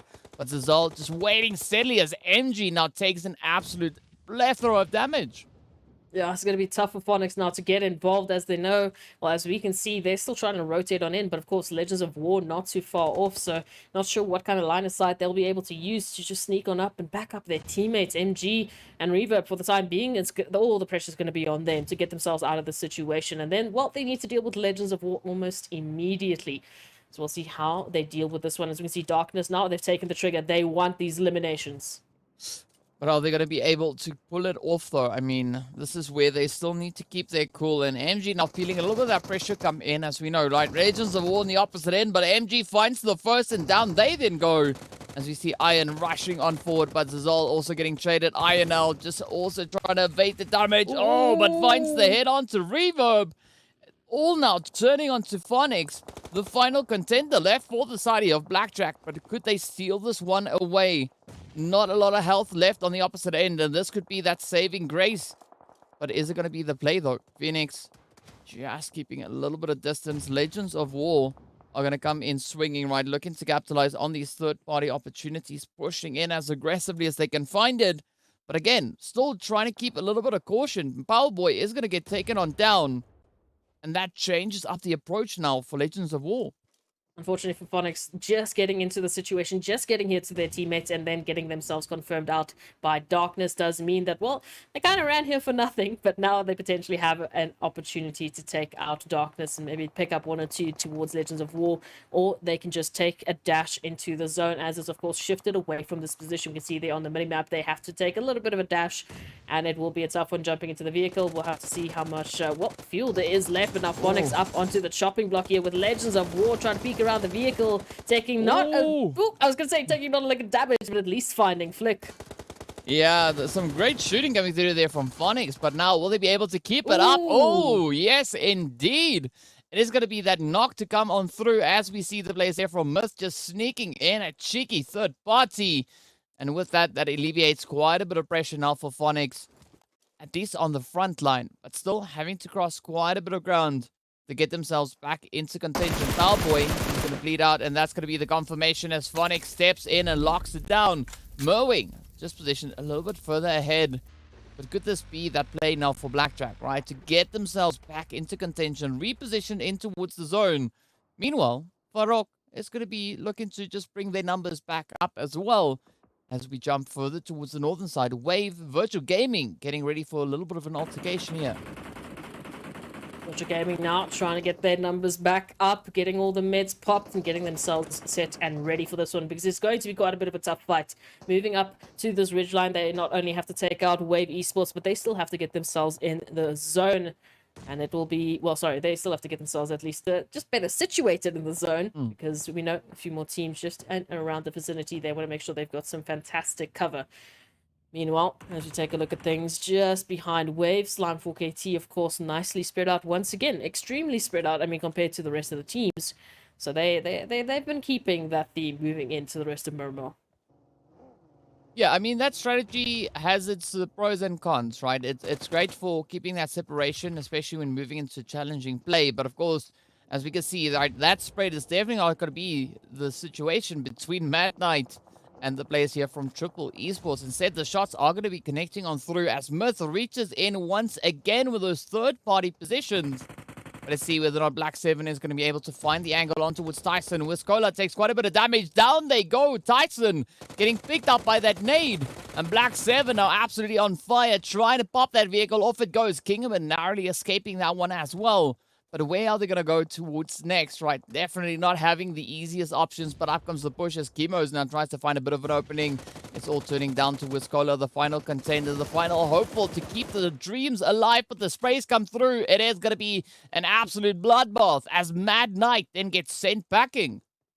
Ooh, things are heating up, and of course Triple Esports not out of the pressure cooker just yet, because we know Myth, they have all the information they need. They're holding such a gorgeous position within the zone. Again, it's Myth. Hello, we know Miramar, we know zones, we know how they like to do things. Now let's take a look and see how they will turn this into their favor. Triple Esports, of course, one of their joining neighbors in the zone, but still having to fight for their position. The rest of the teams, of course, moving in from all the other positions. They're going to have quite a bit of a tough time as Myth just keep on applying the pressure, saying, hey, there's a bit of an entrance fee if you want to get into the zone. Yeah, I mean, they put the rate pretty high, right? That it costs you a player to get yourself closer to the zone. Yeah, who knows? And also then, we do see the players here from Soul and Virtual Gaming trying to light it up over on towards this northern edge, but Lag will bid their farewells as they get sent away now. Zeus trying to apply the pressure on towards Soul, but Virtual Gaming in a very challenging position, right? The only way to get into zone is to push forward, because if they move towards that western side, they're going to find Wave. If they move east, they are going to find Zero Tolerance. So they got to pick their poison, right? They got to choose how they want to get themselves in and then commit to that. Oh, okay. So let's take a look at this. Titans, of course, now feeling a little bit of pressure with 1 million, moving on into their territory. Koa, in the meantime, from Sanhok KT, finding VSC. And all of this is happening outside the zone. The teams haven't even stepped into safety. They are just still trying to fight for position, trying to fight for an opening to get themselves safely situated. One shot now taking a bit of a gamble as they move on in with such low HP, and Hemo, ooh, just trying to find that connection towards Zero Tolerance. And we can see this combination of teams. It is going to be so crazy to try and manage all of this. Yeah, well, the team's throwing caution to the wind. Instead, they're going to be pushing straight on forward. They're running out of time, running out of space and options, and that is going to be Rauf to get traded on down, but Alfoluji now feeling the pressure come in as well. Slimefork team moving in just alongside them, and this is going to be an absolutely crazy showing. Virtual Gaming side by side alongside the players here from Seoul Esports. White's taking a little bit of damage there. Titan Gaming, though, will get eliminated as the zone swoops on forward. But let's see. Seoul, Virtual, getting ready to push it all the way to the finish. Will they be able to deal with these pressures coming in? Omar tries to find a bit of an opportunity, but not finding the most opportune angles instead. Going to be opting to grab that vehicle. Alphalugi in one shot, however, are going to be pushing on forward. Hemo still trying to keep the position up. Zeus gets spotted and traded. Down they go. Alphalugi quickly repaying them for the efforts. But now it is going to be the end of the road as Seoul gets taken down. Virtual Gaming looking to piece their play back together again. It's all now up to One Shot and Gaddafi, but One Shot not out of the woods as the shots continue to rain down from Zeus and Skydo also right there alongside them. Oh, a little bit of damage, a little bit of danger. One shot right alongside Skydo, but they of course don't necessarily know that just yet. In the meanwhile, they're just focusing on taking out Slime 4KT almost completely, as it's all down to the render of Koa and their HP bars. They try to get themselves meted up. Only bandages to work with, unfortunately, but same can be said for Virtual Gaming in particular. One shot and at least a few energy drinks, you know, popping those monsters, of course, we know. But now they still have to get themselves situated within the zone. 1 million in the meanwhile. They've moved up into that northern portion.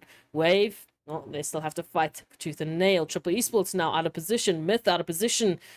And everyone trying to make a dash in. Yeah, and the only team having that anchor point secured is going to be 1 million. So this is going to result in quite the fight out on the edge of zone. But Koa is going to get traded down as Gaddafi reaches in and wipes them out. Now, One Shot taking aim onto Broly. Down they go. So Myth not having the most opportune angle. Not as great as they thought it was. But up comes Skydo quickly and swiftly dealing there with One Shot. Down they are. It all now turns to Gaddafi to keep the hopes up still here for Virtual. But quick reactions coming in as Broly gets traded on down. Triple Esports and Myth getting ready to go toe-to-toe. Oh, Farouk now having quite a bit of pressure on their shoulders. But M7 relieves them of that. And off they are. M7 and the rest of the players there from Myth getting sent back. Virtual Gaming also meeting a very abrupt end. But that also then follows suit with Skydo. We are down to only 3. Triple Esports moving in with a full squad, having the elevation to their advantage. But 1 million and Wave still trying to sneak in over towards this northern edge. Alright, Rhino going to be announcing their presence with a little bit of a nade, saying boom, boom, boom. Hello, I am here, but not going to be reaching 1 million esports just yet, holding this northwest position. Triple Esports, what a threat they are going to be here, DK. Look at this control that they have of the zone, and they've got so many numbers. They can literally all have a single player focus every single one of their competitors and still have one more player just to back anyone and everyone up that needs it. But Kimos has to be careful, taking a bit of damage as they try and move closer to center. Oh, yes. We're definitely seeing that triple threat being played out here. But let's see. Will Kimos find that position? Rhino focusing a lot of effort down on 1 million. But as we know, that only then draws quite a bit of attention to themselves. The blue zone is going to start moving on forward. And Venom still trying to pick up a few of those cheeky hits. Let's see. Could this be the play now? Rhino about to get spotted out. There we go. Quick reactions coming through from Venom. Not going to be backing off just yet, but that zone now just blessing the players here from Triple Esports, having full control of it, and all they can do is sit back and wait for the rest of the lobby to arrive. But they are going up against 1 million, and Rhino also still trying to stay alive, but they are then traded down as Venom picks up the final hit, and it is going to be 1 million and Triple Esports fighting to the finish, but Marshall gets down. Venom with a quick response on towards Chemo. Steven Reef also taking a little bit of damage there, but Venom, the final contender, standing between Triple Esports and the next winner chicken dinner for them. I mean, look at the situation, right? We've seen 1 million deal with some pretty tough standings, but I mean, it's a 1-on-4. We've already got Black 7 moving on in for the elimination, jumping out of the vehicle. Venom now the blue zone 2, their backs into the 7th phase of the blue, jumping down, is going to find one, but bam, the HP's not there. It will be Triple Esports to pick up the winner chicken dinner, but 1 million, they put up one hell of a fight. Yeah, they put up quite a bit of a contention right there. But of course, Triple Esports locking in that winner chicken dinner. 9 eliminations strong. And what a way to show it up, right? The only Miramar for the day. And it goes straight towards Triple Esports. Absolutely fantastic performance coming through there from them. But of course, as we know, right, it was a very tough Miramar. Very challenging positions for these teams to play on through. And of course, 1 million, right? The moment they were able to move into that little shack, they just stuck there and stood the test of time, right? Trying to survive as long as they can. But Triple Esports, they had a different idea in mind. They moved in and secured themselves that winner chicken dinner. It was good to see, and again, good to see a different set of names jumping to the top, picking up the winner chicken dinners, and once again, just pushing and pushing till the final moments. But of course, first and last Miramar, done for the day. We've got 2 more Erangels, and then the beautiful Sanhok, so only green from here. Yeah, only green indeed. Of course, with that, we got to give a big shout out to Monster Energy, our official energy drink partner for the PUBG Mobile Pro Leagues. But aside from Monster, also got to show quite a bit of love over on towards Oppo. So, Born to Win, welcome to the exciting match brought to you by Oppo. Get your gamer mode on with the much-loved Reno 7 series. Now, we did see an absolute insane helping of that gamer mode being engaged in this past Miramar. But of course, you know, we are then having to take a little bit of a play. Look to see how many points the teams brought in, where the whole situation went, and then how that changes up the whole approach. Of course, Triple Esports coming in with that glorious winner chicken dinner, those 9 eliminations, putting them on a grand total of 24 points. But 1 million managing to lock in 6 eliminations, securing themselves 18 points in total. But Virtual Gaming also landing those 6, coming in on 12 points in total then. But Team Myth, right, they weren't done just yet, dealing 7 eliminations to put themselves on a grand total of 11 points alongside Zero Tolerance. And hey, look at all these double digits. Once again, this side of things, man, too greedy, taking everything, not leaving much for the rest of the teams. What's happening? Just such aggression. But it's good to see the teams finally just looking to take everything and anything away from their competitors. They want to be sure that they're going to be the ones reigning at the top. And Blackjack Esports in particular, I mean, again, just anything and everything is going to help them out at this point in the game. As we take a look at that second page, of course, we'll have to just see how, well, the standings are looking after such a top-heavy Miramar. Of course, we know, well, every single team have managed to pick up a point one way or another. Yeah, and I mean, we still see quite a few eliminations coming through on this side as well, right? So Esports picking up their 3. We got Darkness coming through on 3 as well. But then TEAMLAG coming in with 2, right? But still, the points are there. As you said, everybody getting dealt a few points, even though it's not the amount of points that they were hoping for. But as we know, there's still quite a few opportunities left to go. All our teams now having played at least 1 map for the day. That then makes me think, right, what is next, right? Because as we know, we have the overall standings that the teams are playing towards, looking to bring in those necessary changes. But are the teams locking in enough points to bring in the necessary change they want to see? That is going to be the question on all of our minds. As we know, the overall standings are constantly going to be shifting. And the grand total, well, that is a giant question mark. You know, I don't know how much the teams are, you know, doing math on the side and if they're keeping up with every single standing. But it is definitely getting tighter and tighter as the teams fight for their top 16 positions. It's going to be keeping me on the edge of my seat all the way till the end. But first Miramar of the day, And last, of course, as we know, still pretty active, still pretty aggressive, especially towards those later phases. And we can take a look at that, of course, as we move into our Oppo moments, just to remind ourselves of all the spicy action. Yeah, I mean, the spice was dealt by the bucket loads, right? Of course, we did see Lag trying to bring in quite a bit of performance, and we did have that, but Myth, they were just playing that zone so phenomenally, and I mean, it wasn't really a surprise to see how things ended up. But again, right, the team's really rising to the occasion. This was also quite a bit of a challenge, but these elevated positions, right? We were talking about this while we were still on the plane, right? Saying that there could be quite a bit of a play to be had, and Myth, they just looked to capitalize on those positions, moved in, and just rained down terror. But this was also quite a bit of a challenge coming through for Virtual Gaming, as well as the players in from Seoul. Yeah, it was a very, very good approach, either or, especially into those final phases. We know it was pretty tough for some of the teams with the terrain, with all of the work that they had to work with. So it's just good to see the teams just really managing to put on their best performance. But we know we have to go to a pretty short break as we all catch our breath and just remember what words in English is, for me at least. But we'll be right back after a short few moments.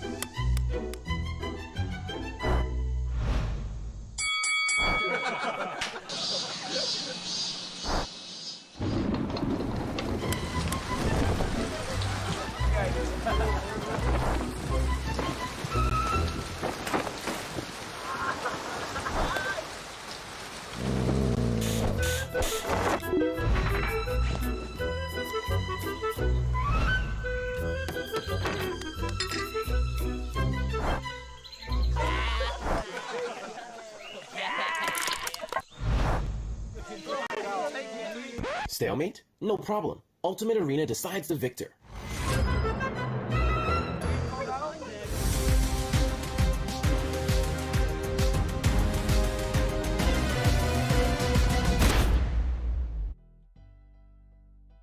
Hello and welcome back to the PUBG Mobile Pro League Africa Fall 2022 season. We just concluded our second match of the day in which we saw the players there from Triple Esports stepping up and locking in a glorious winner chicken dinner. But of course now let's take a look and see how the performances have impacted our overall rank. It's 1 million still going to be holding on, but now hitting that 200 points, of course, sitting on 215 points to be exact.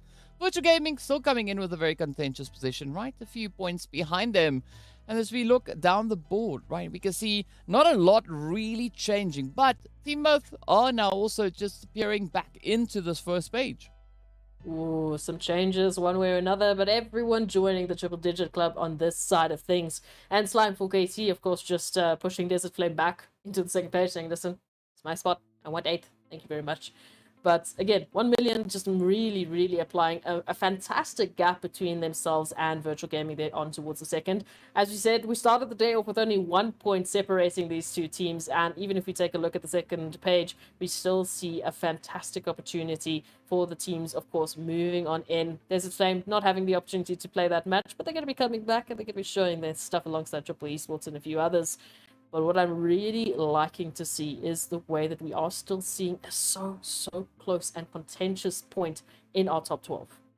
Yeah, it is still a very tough play. But even looking at just the top 16, right, there's not a lot really separating these teams, at least on the second page. I mean, 29 points, it sounds like a lot, but it's not that much, right? We've seen teams bring in even more than that. We've actually seen a team lock in 37 points in one particular match. So we know that it is a possibility. But of course, as we take a look at that last page, it's going to be the players from Mad Night Lag Super Young Stars and Blackjack still trying to bring in the necessary points to get themselves out of this particular page. Yeah, it is going to be quite a bit of a tough push for these teams right up until the end, as we know, but at least for their sake, we know we're going to be moving into a double helping of Erangel, the bread and butter of PUBG Mobile, so maybe that will just ease things up for them as they move into their next respective matches. And we finished off with Sanhok, so it's going to be quite a spicy day. Oh, speaking about spice, right, we are going to be pushing straight into Erangel, getting ready for that double dose, and here we are. What better way to do it than to move on forward? Of course, we're just waiting for everyone to lock themselves into their seats, look and see where that plane is going to be taking us, and of course, what that pilot will have in store for us. But of course, quite a bit of action, as it is going to be a back-to-back play. So without any further delay, let's move in and see what that is. Of course, the flight path is going to be starting towards that northwestern side, as we can see the lovely, lovely waterway down below. We've got ruins, Pachinki, everything to spread out in front of us. But of course, it is pulling all the way across towards that Sosnovka military island, all the way down towards the southeastern side. Okay, so a good opportunity for teams to jump into the respective points. Of course, we can see, a few set of teams that aren't going to be joining us. Seoul Esports, Slime, and Legends of War alongside TEAMLAG will just be sitting the second wrangle out while they get ready and prepped for the next one. But some interesting points here. So again, a nice little bit of a diagonal shift does allow all of the teams, whether they're like south or north, to really jump into their best possible opportunities. Super Young Stars, of course, once again back to join us alongside Desert Flame. So going to be taking a look and seeing how they're going to be changing up. Again, two of the teams that I myself am keeping an eye out. Desert Flame in recent days have also just been showing such a great bout of consistency, already looking very good to find themselves in the top 12 at the end of this week.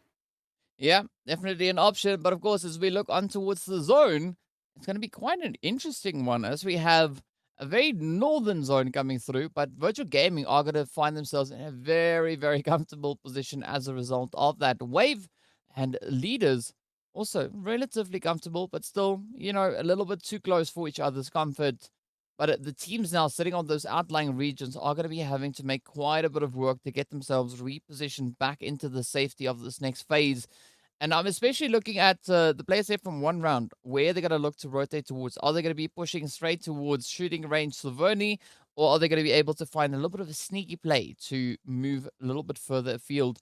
But of course, the other question is will we see someone trying to rotate all the way up towards that potential Stolber position? Because as we know, it is completely vacant, so there is still a position to be had towards that. It would be a pretty interesting point, just holding Stolber, even Kameshki, even the northern parts of Yasnaya Poliana. There's a lot of openings, as we know. Not a lot of teams do generally use that as their first drop site, but now, I mean, the option is there. Maybe Super Young Stars going through Lapovka can take that eastern rotation. I mean, they're no stranger to Severny, so I mean, it's a neighboring town. It's a quick dash to the east, but for now it looks like they will be settling there towards Lapovka, so we'll have to just wait a little while longer while the teams get themselves looted up and prepped for this next one. Blackjack Esports, of course, spread up amongst Mansion and Yasnaya, so a little bit of an interesting 2-2 split for them to really just capitalize on, well, I guess the most amount of space and loot, and then maybe even taking that rotation towards Yasnaya, holding a nice opportunity of cover towards the central portion of the zone. Could be, but I mean, of course, as we know, Slime not playing this match, so Yasnaya is going to be open for the taking. So it does seem like Phonics and Co are going to be looking to get themselves at least situated towards that. But as we look down towards that southern edge, it's going to be Titan Gaming holding in towards Malta and Farm, again coming through with that 2-2 split. Now, this is a strategy we've been seeing coming through from Titan almost every single game, right? Once they drop down, they go for that extra bit of separation, just ensuring that everybody gets what they need and that there's no fighting over the loot between themselves. But that also opens up quite a bit of a dynamic approach as they now get ready to start to mobilize themselves to rotate further forward. But speaking about rotations, right? Super Young Stars, they could maybe lock in that rotation towards either Kameshki or Stolber. Yeah, I'm still keeping an eye out for them because, again, it's just a quick jump. Yeah, I mean, they're already in Lapovka. They can literally just move up a little bit more towards the northern portion, holding then Stolber or Kameshki, as you said. And then they've got great positioning. into the next zone, depending on how that shift is going to be moving in. But either way, they will be setting themselves up for much easier approach into the next phase, which I just, in general, do like the idea of. But we're going to see Titans also jumping into the vehicles, getting mobilized alongside Wave Esports, moving on into the zone, looking for their next position, as a lot of the teams are now taking this opportunity at the 4-minute marker to, well, or the 5-minute marker, to get themselves situated within center. Leaders running a 2-2 split, yeah, between the center point, and a few teams now starting to move a little bit more north. We do see Zero Tolerance maybe jumping through Saverni. Leaders also getting pretty close to that. Maybe they might take an eastern shift to Stolber. We'll have to wait and see. Yeah, well, we are definitely seeing one round also on that approach heading in the direction of Stolber. So it could be exciting once these teams really start pushing on forward. But Virtual Gaming are going to have their hands full, right? Because we've got Zero Tolerance pretty close towards them, as well as Leaders. Then also, as I mentioned, one round. So there's going to be quite a bit of contention and fighting for the control of that Saverni position. But Titans instead are going to be finding themselves in a little bit of an altercation towards that far southern edge. We've got Desert Flame also then alongside 1 million here, looking to move in towards this western edge. But again, 1 million now waiting in ambush as Desert Flame come rolling on forward, and this could be a great capitalization. But Zero Tolerance could also then start to bring in a contribution coming through from that just slightly eastern edge. Absolutely, they could. They could be the wrench in the works as Desert Flame just try and make a dash across the bridge to join up with the rest of their teammates, Six God and DWAS in particular. Ooh, just need to get into the buildings. Let's get some cover going here, but that vehicle, unfortunately, will have to be left behind. Now, it is just a question about how they're going to make this such, group up with their teammates, and hopefully hold that control. Even Flacco still needs to regroup with the rest of the team, and you can see Buden out in some dangerous 1 million territories. Well, I mean, you gotta risk it, right? You gotta risk it for the biscuit, otherwise you're not gonna get it. And of course, Buden now trying to make a quick dash is gonna be Lazy Boy to come through with a few of those hits. Fortunately for Buden, not making the necessary connections. But at 1 million now, gonna be trying to either improve their position or disengage from this area entirely. It does seem like they are opting for a little bit of an improvement here, trying to get themselves a little bit more elevation. But Buden now in turn looking to repay them for the shots they send off. But instead, as we now jump over to Leaders and Virtual Gaming, there's a little bit of a fight. Looking to see who can lock down this position first. Alright, let's take a look at these things happening right up and ahead of our screens. Virtual Gaming jumping past Leaders Esports. Now looking at this, PRZ going to be the first member up on into the pressure cooker as they hold a nice little bit of a nade, just trying to wait for that perfect timing to send it on through. Gaddafi and Zeus might be the recipients of that, but just narrowly going to miss it. Now it's going to be a full-on split. Alpha Luigi even looking for a little bit of a flanking position as the rest of Leaders move on in. Oh, here we go. Here we go. The body about to get underway. There's going to be Virtual Gaming locking down the warehouse. Leaders, they want it. They want to be part of the party.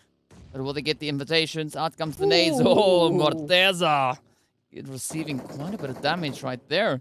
PLZ also going to be holding a very steady position. But still, like, Leaders not full on committing to the aggression here. Instead, it makes it so easy, actually, then, for Virtual Gaming to kind of deal with this kind of spread out play coming through from Leaders. Yeah, no, there's a good bit of opportunity here, but have to wait and see. Zeus, of course, making the runs, making the trip around just to take note of all of their positions. Mortez are going to be stepping out to just try and force them back into their hold. They don't want to give up any position just yet, but Zeus is still trying to poke and prod, trying to look for a crack in the defense of Leaders Esports. But again, very isolated from the Leaders Esports team. If one goes out, there's not going to be an opportunity for recovery. Yeah, a lot of poking, a lot of prodding, but as we now take a look at that zone, we can see Mad Knight, they've rotated all the way towards Stolber. Super Young Stars going even further north, but of course, a bit of congestion now starting to develop down towards that more centralized region as the zone has now formed up once again. And this is going to be applying a lot of pressure on the teams like Zero Tolerance, 1 million Wave, as well as Myth, Leaders, Legends. I mean, there's just pick a name. There's so many teams having to try and fight for decent positioning here. Absolutely. It is going to be a tough time, but we know these teams, they have quite resourceful opportunities and skills to really apply the pressure. Is Zeus already just looking for Morteza? Where they're hiding? What's happening here? And Alpha Luigi will be helping out as well. That smoke providing a good distraction from Morteza as they just hide in the building, hide in the cover. One shot now looking for the confirmation to Carry Boy, and all leaders under pressure. Well, one shot coming through with that lovely vector. But up comes PRZ looking to pay them a little bit of a visit. The smoke now dissipating. This could open up a bit of an opportunity. But a one shot doing that third party peeking business.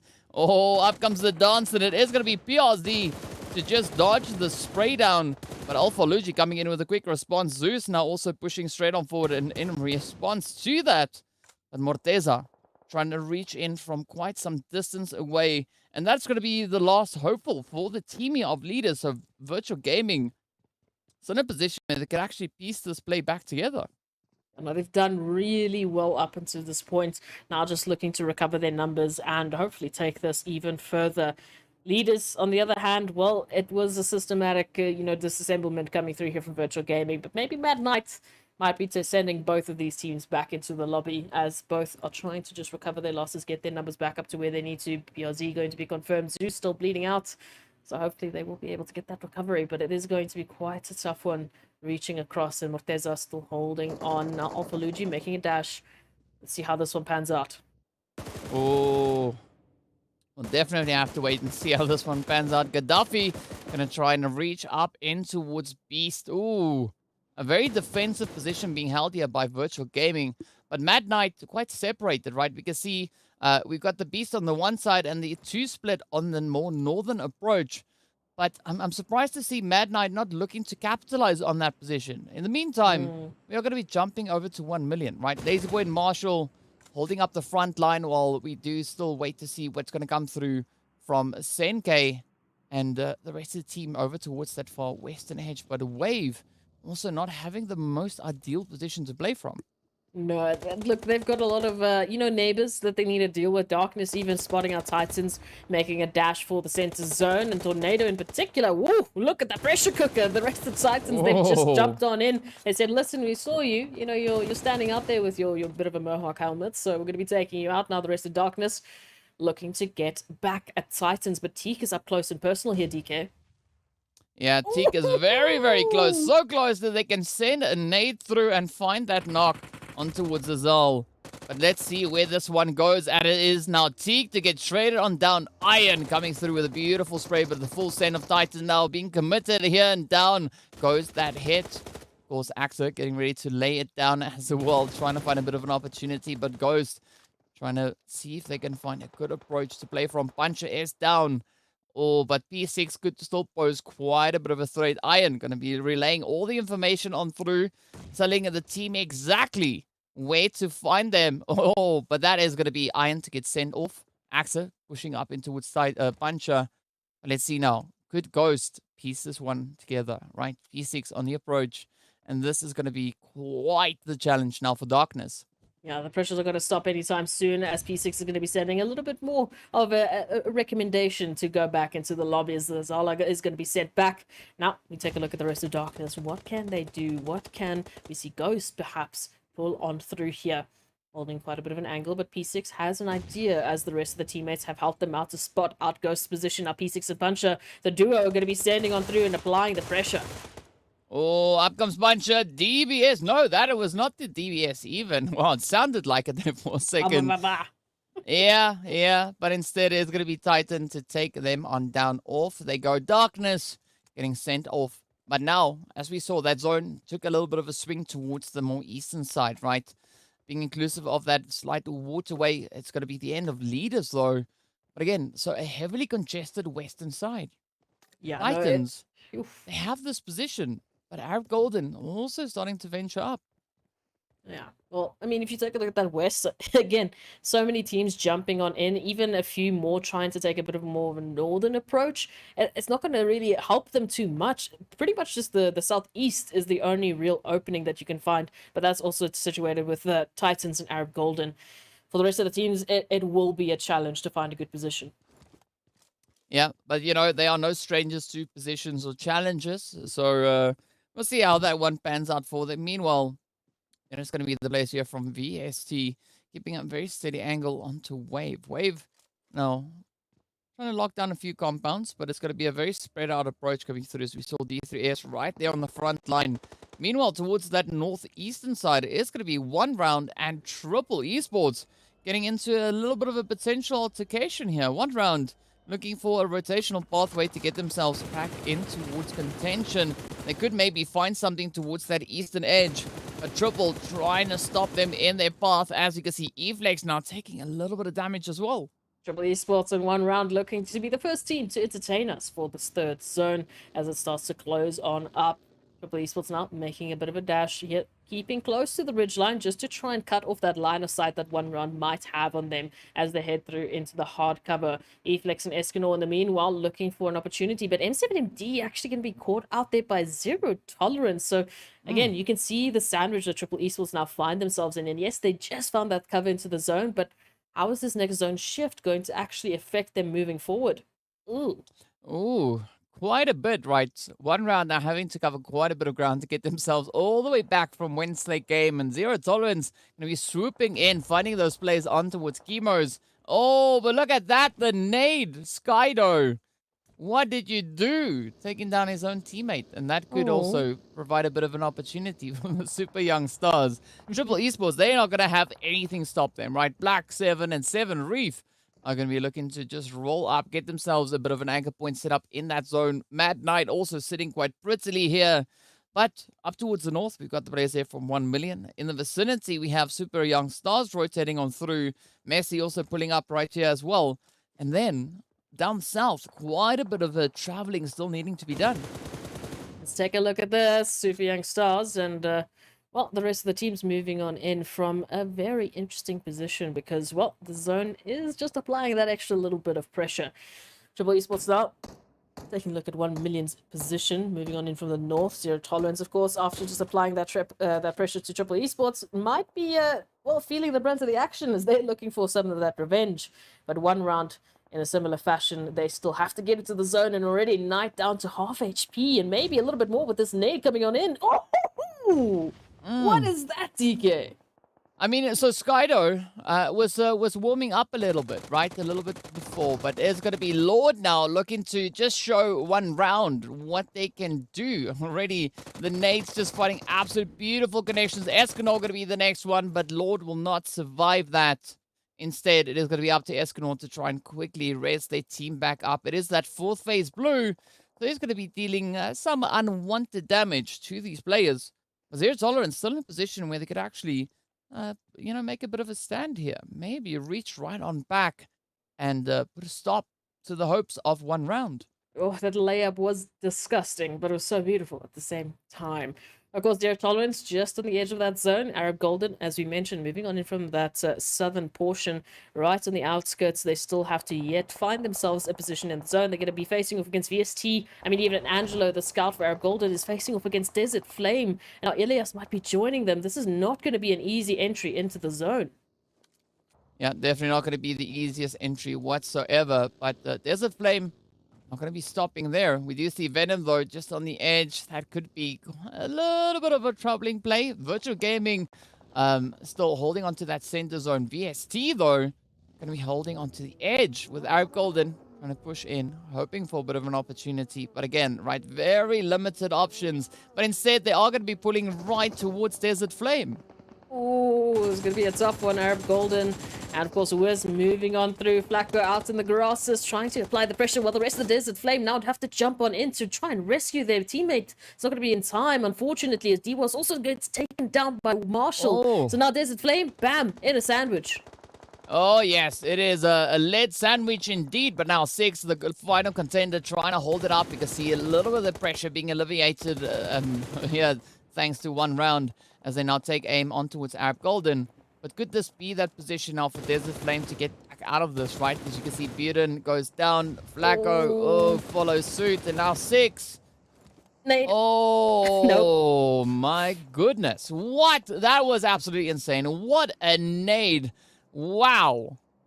Yeah, no, 1 million, they don't play. Hey? They've come through to take names and, well, just continue on doing so. As we do see, currently 1 million sitting with 4 eliminations. VST, the only team right now that is stopping them alongside Titans with 7 apiece each. But we can see it's not going to stop anytime soon. 12 teams still remaining with 5 layers deep. As 1 million, they head on through with this 2-2 split, and now they might be looking for the regroup. Arab Golden at least have managed to get back up to 2. We'll see if they go up to 3. As Zero Tolerance gets sent back into the lobby, we look at our final top 11 teams. I do like the position that Virtual Gaming and Super Young Stars find themselves in this next zone. Yeah, it is quite a nice position, right? But again, not so nice on the outskirts. As we see 1 round now looking to improve their position, or rather 1 million as they come flying on forward.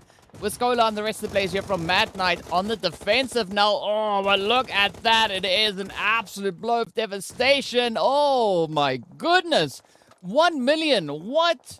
Like, this short little few moments break that we took, they were able to just, I don't know, find something out of nowhere and just come in with absolute beast mode. I think they had a monster. Yeah, no, they did. They maybe one or more monsters. Who knows? Maybe. We'll take a look, of course, as Arab Golden gets sent back with 1 elimination in 10th place. And, of course, 1 million. Need to be careful. There's a lot of teams roaming in the vicinity looking to take a piece of anyone and everyone at a given moment. Myth just behind Virtual Gaming, holding position in the zone as VSC joins them just towards the west. And, of course, this is going to be applying a lot of pressure towards Myth to manage all of the teams in the vicinity, as, you know, they're one way or another, they're going to be finding themselves in the open as Alpha Luigi just up close and personal as well. Wow. I mean, some pretty crazy plays coming through, but Titans also now going to be losing one of their players. It's now up to Puncher and P6 looking to find a bit of a continuation here. Triple Esports also still on the approach at 1 million. Oh, taking their next victims. Locking in the players here from the Super Young Stars. But here we go. A little bit of justice being played out here, as we can see the knock coming through there as the hit has been dealt, right? A little bit of that Zuxi action coming through, but all the way from the opposite end. I mean, that is quite some reach coming through here from VSC. Yeah, I know. They're looking for another winner chicken dinner by the looks of things. Running that 2-2 split. And Leno out to the open, though, is going to give Lazy Boy the perfect opportunity. Jump on in, pick up a quick knock. As Titans and Virtual Gaming now look to capitalize, taking on a little bit of action of their own. It is a trade for trade. Yeah, it is a trade for trade, but at what cost, right? As we know, we are running out of space in that zone, moving further towards that northwestern side. And Virtual Gaming not yet secured within the zone. But of course, in the same breath, we can say that about the players here from Titan Gaming. So it is going to be Titan now looking to move on forward. Oh, VSC off in the distance. Getting absolutely obliterated as 1 million go on the rampage. But now Titan trying to blaze their way on through. Create that opening, whether or not it is available or not. But here we go. Will they find it? That's the second little bit of action here. 1 million now finding Triple Esports, sending them back into the lobby. Alpha Luigi's just looking for the spray down on towards Lazy Boy, who's just trying to avoid anything and everything. Unfortunately, not going to be quick enough to jump on out of the way of Alpha Luigi, who will potentially get that confirmation. 1 million, though, they still have 3 players in this one. Wow, that is a super unfortunate play. But now Titans looking to jump back into the action. It's going to be Titans, Virtual Gaming, and 1 round. 3 of our Titans now clashing heads. And oh my goodness. What? S12K for the win there. As it is Gaddafi to stop Titans in their tracks. But now 1 million going to come creeping forward with those nades. Senkai on the front line. Sending out a beautiful wave of utilities. Yep, that is all you need. All you need. 1 million locking in 17 eliminations. 19, sorry. 19 eliminations. 3 away from their highest eliminations we've seen in the season yet. Yeah, you just forgot to add those final 2 booms from Virtual Gaming. That nade was delicious. 1 million putting up... I don't want to say surprising performance, because it's not surprising from 1 million. Again, like you said, 3 off from their highest elimination tally. So, expected performance? Do we go that far? Did we go that far? Not really. Not expected, but not surprising, right? No. It was right. so good, We've seen some absolute monster performances coming through from 1 million. But I mean, like, looking at this game, they just had their eyes set on that and want to win a chicken dinner, and they would not settle for anything. But we have to settle for a quick little break. So be sure to stay tuned, and we'll be shortly back with more breakdowns of this past match.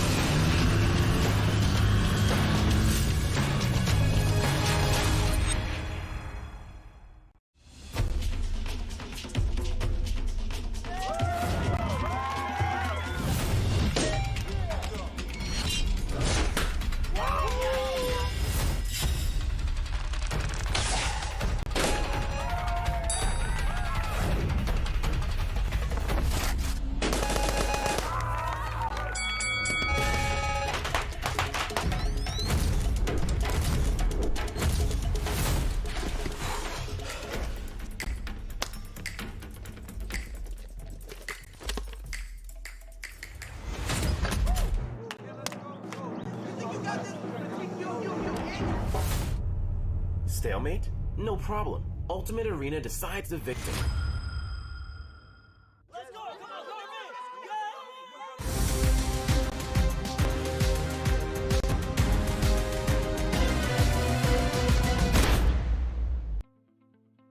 Hello and welcome back to the PUBG Mobile Pro League Africa Fall 2022 season. If you're just joining us, you missed out an absolutely fantastic showing from the players there of 1 million. They dialed the aggression up to 1 million almost, right? That was absolutely insane showing coming through from them once again.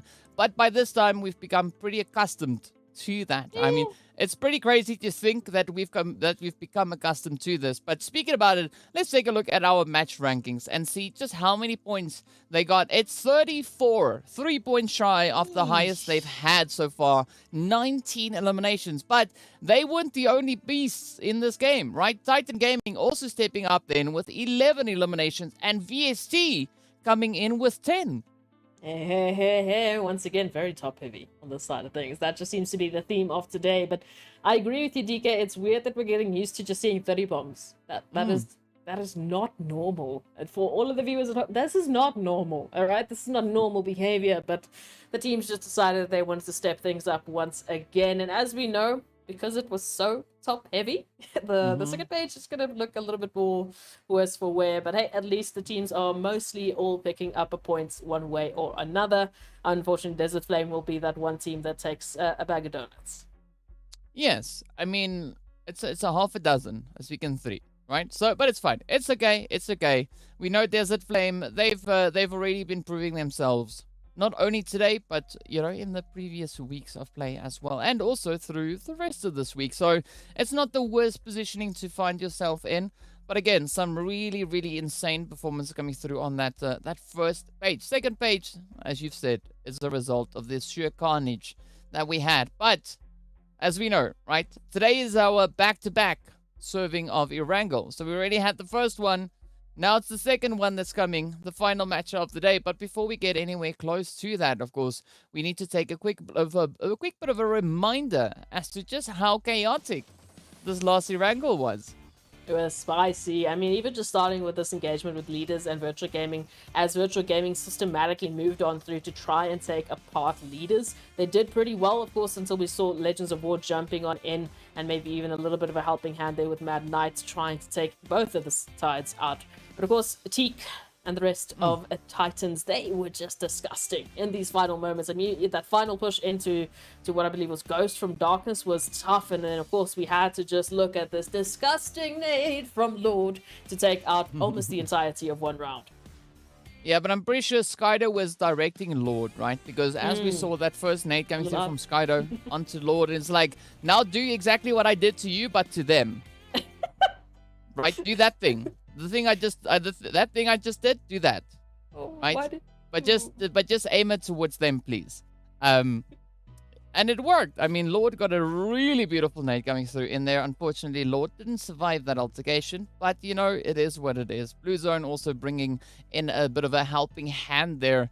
But, you know, a very, very exciting Erangel that we just witnessed. But, of course, as we know, right, we are inching our way closer to seeing what is going to be happening towards the last Erangel of the day.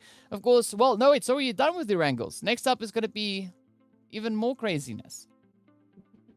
Yeah, no, it's not going to stop anytime soon as we take a look at that overall ranking. 1 million looking for that 250 points lead. And oof, it is just looking so spicy. Almost an entire 50 points, actually even more so than 50 points away from virtual gaming. Don't make me do math, please. I beg you. No. But now we see the gap forming between first and second and third. And then the rest, not too bad. I wouldn't really call it too drastic of a gap between Titans, Arab Golden to leaders. There's still a good opportunity there. It's more so just that gap from 1 million today. It feels like a 1 million day with all of these Erangels so far. Yeah, I mean, I kept on saying that Erangel's gonna be our final match, but then I remembered I've got so carried away with Erangel that's actually Sanhok. But either which way, it's like a mini Erangel, okay? It's a mini Yes. Erangel. It's green. That's what it is. But let's take a look and see what that second page looks like as we move on forward. Still, Slime 4KT locking in that 9th position, sitting on 100. Desert Flame still being 1 point away. But as they are going to be moving into our final match, right, they still have an opportunity to break into the century for this week. Of course, VST still hot on their heels. And it's going to be a pretty tough play for our remaining teams. Looking to see where everybody can push it towards and who will be the ones to reign supreme at the end of our final performances here. It is, again, just it's a weird day. It feels like we're moving fast, if you want to call it that. You know, we've just been jumping from map to map so quickly that my brain itself is like, when didn't we just start? You know, didn't we just jump into the first map? What's happening? As you take a look into that last page, Mad Knight, Super Young Stars, TEAMLAG, Blackjack, of course, still pushing the limits, looking to get themselves out of this situation, moving into the top 12 to get that extra little bit of action onto Livik when we come back tomorrow. So still a little bit of work to do. As we can see, the points, they are starting to at least form that gap, but hopefully they will be closing it shortly. Again, very happy to see Super Youngs, to see Mad Knight in particular. They have jumped up quite well with that consistency they're bringing in today with their placements. Yeah, but it's still quite a bit of a struggle to really break out, because we know everybody is stepping up and looking to shake up the performances. But of course, we are going to be taking a quick look at the schedule, right? Just to show ourselves where we are. We are moving into our final Erangel of the day, right? Number 2. There we go. That's where we're heading. And then we'll be closing it up with a little bit of that Sanhok action. But yes, Group B are going to be sitting it out in this match. So in case you are unfamiliar as to who is in Group B, we know it is the players coming through from Blackjack, Mad Knight, 1 million, and Myth. So we'll see them rejoining us back again over on towards Sanhok. So let's see where the teams are going to go. Who's going to shake it up as we have yet another helping of the exciting Erangel come through. Already, right, 1 million rising to the occasion, showing us how to play Erangel to its fullest. But are they going to look to replicate this effort yet again? That is going to be the question, but the question on my mind is we're taking a look at the last game for teams like Darkness, Titan Gaming, Wave Esports, and then Virtual Gaming, I believe, is the last squad in Group A. So this is their last Erangel. They're not going to have an opportunity to join us on Sanhok, unfortunately, and this is going to be the last opportunity for today to pick up as many points as they can before we come back in tomorrow's game. So definitely Darkness out of those 4 is, you know, the standing out team for me. That look, I know they've been pushing the limits. They've already done so much better than what they've done in the previous 2 weeks, but we know they have to keep pushing, especially if we take a look at the grand total. They are still trying to close the gap, get themselves into the top 16 so they can come back into the finals. I mean, but they're really putting in a lot of work, right? So you got to commend Darkness for their efforts. But absolutely. of course, we'll get to see what their final effort for this day is going to be as we now move in to that match number 4, right? For some of the teams, it is going to be their last match, as you've rightly pointed out. Let's see who will rise to the occasion. Could this be the performance now for Darkness to maybe just strengthen their overall placing? As we know, right, it's Darkness, Titan, Virtual Gaming, and Wave wrapping up their performances here. But we'll see the players then from 1 Million, Myth, Mad Knight, and Blackjack joining us over in the next match.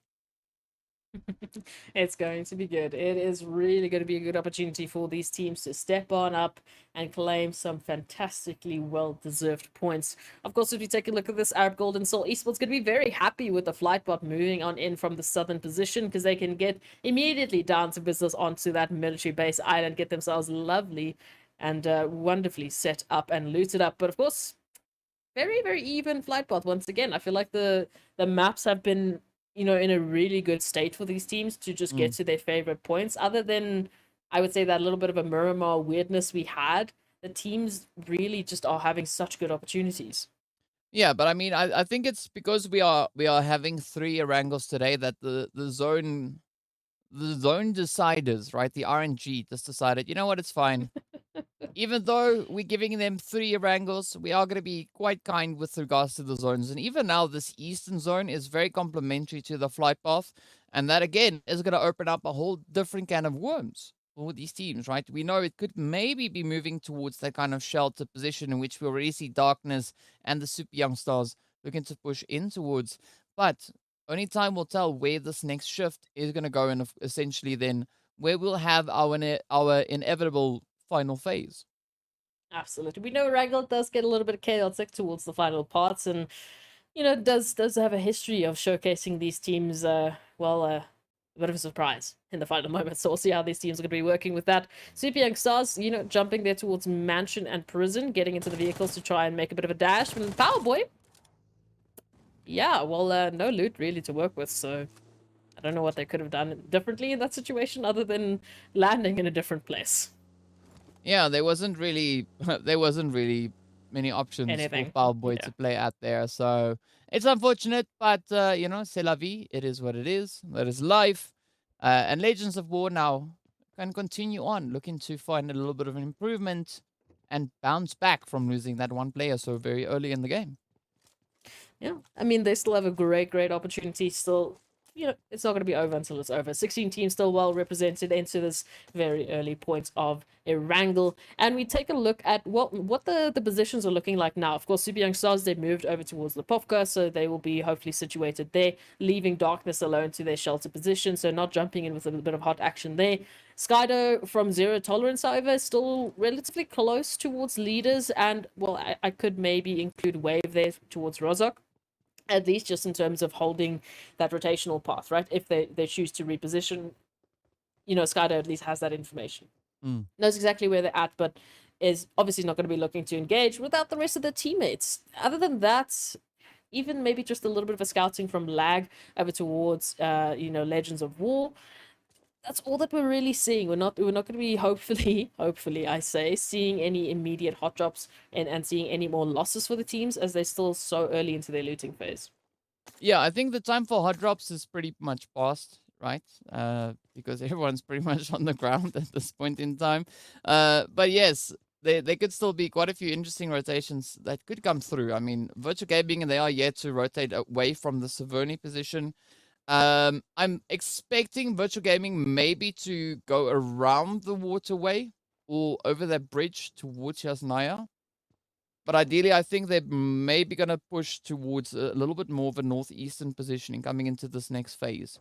If we look at the team like Seoul, for instance, right, they don't really have to rotate because they are currently within that zone. But it's not going to be such smooth sailing moving in towards Lag and Legends of Wars because see A9Q now about to have a little bit of a situation happen here. Ooh, surprise, surprise, as Legends of War jumping on in to join the party, but Flick will have to really pull up their socks as the rest of Lag are moving on in for the pit. Hey, come on, he's already down, calm down. But of course, it's all going to go down to Merwing now as the last remaining member here of Legends of War, because Lag should be getting those confirmations, and Merwing is going to jump into the car and say like, yeah, I'm going to leave. This is not something I want to get involved with. Yeah, that wasn't a very successful position for Legends of War, but it is what it is. Lashin now just dropping all their loot. Like, you know what? You don't even have to loot my box. I'll just drop it for you. I'll save you some time.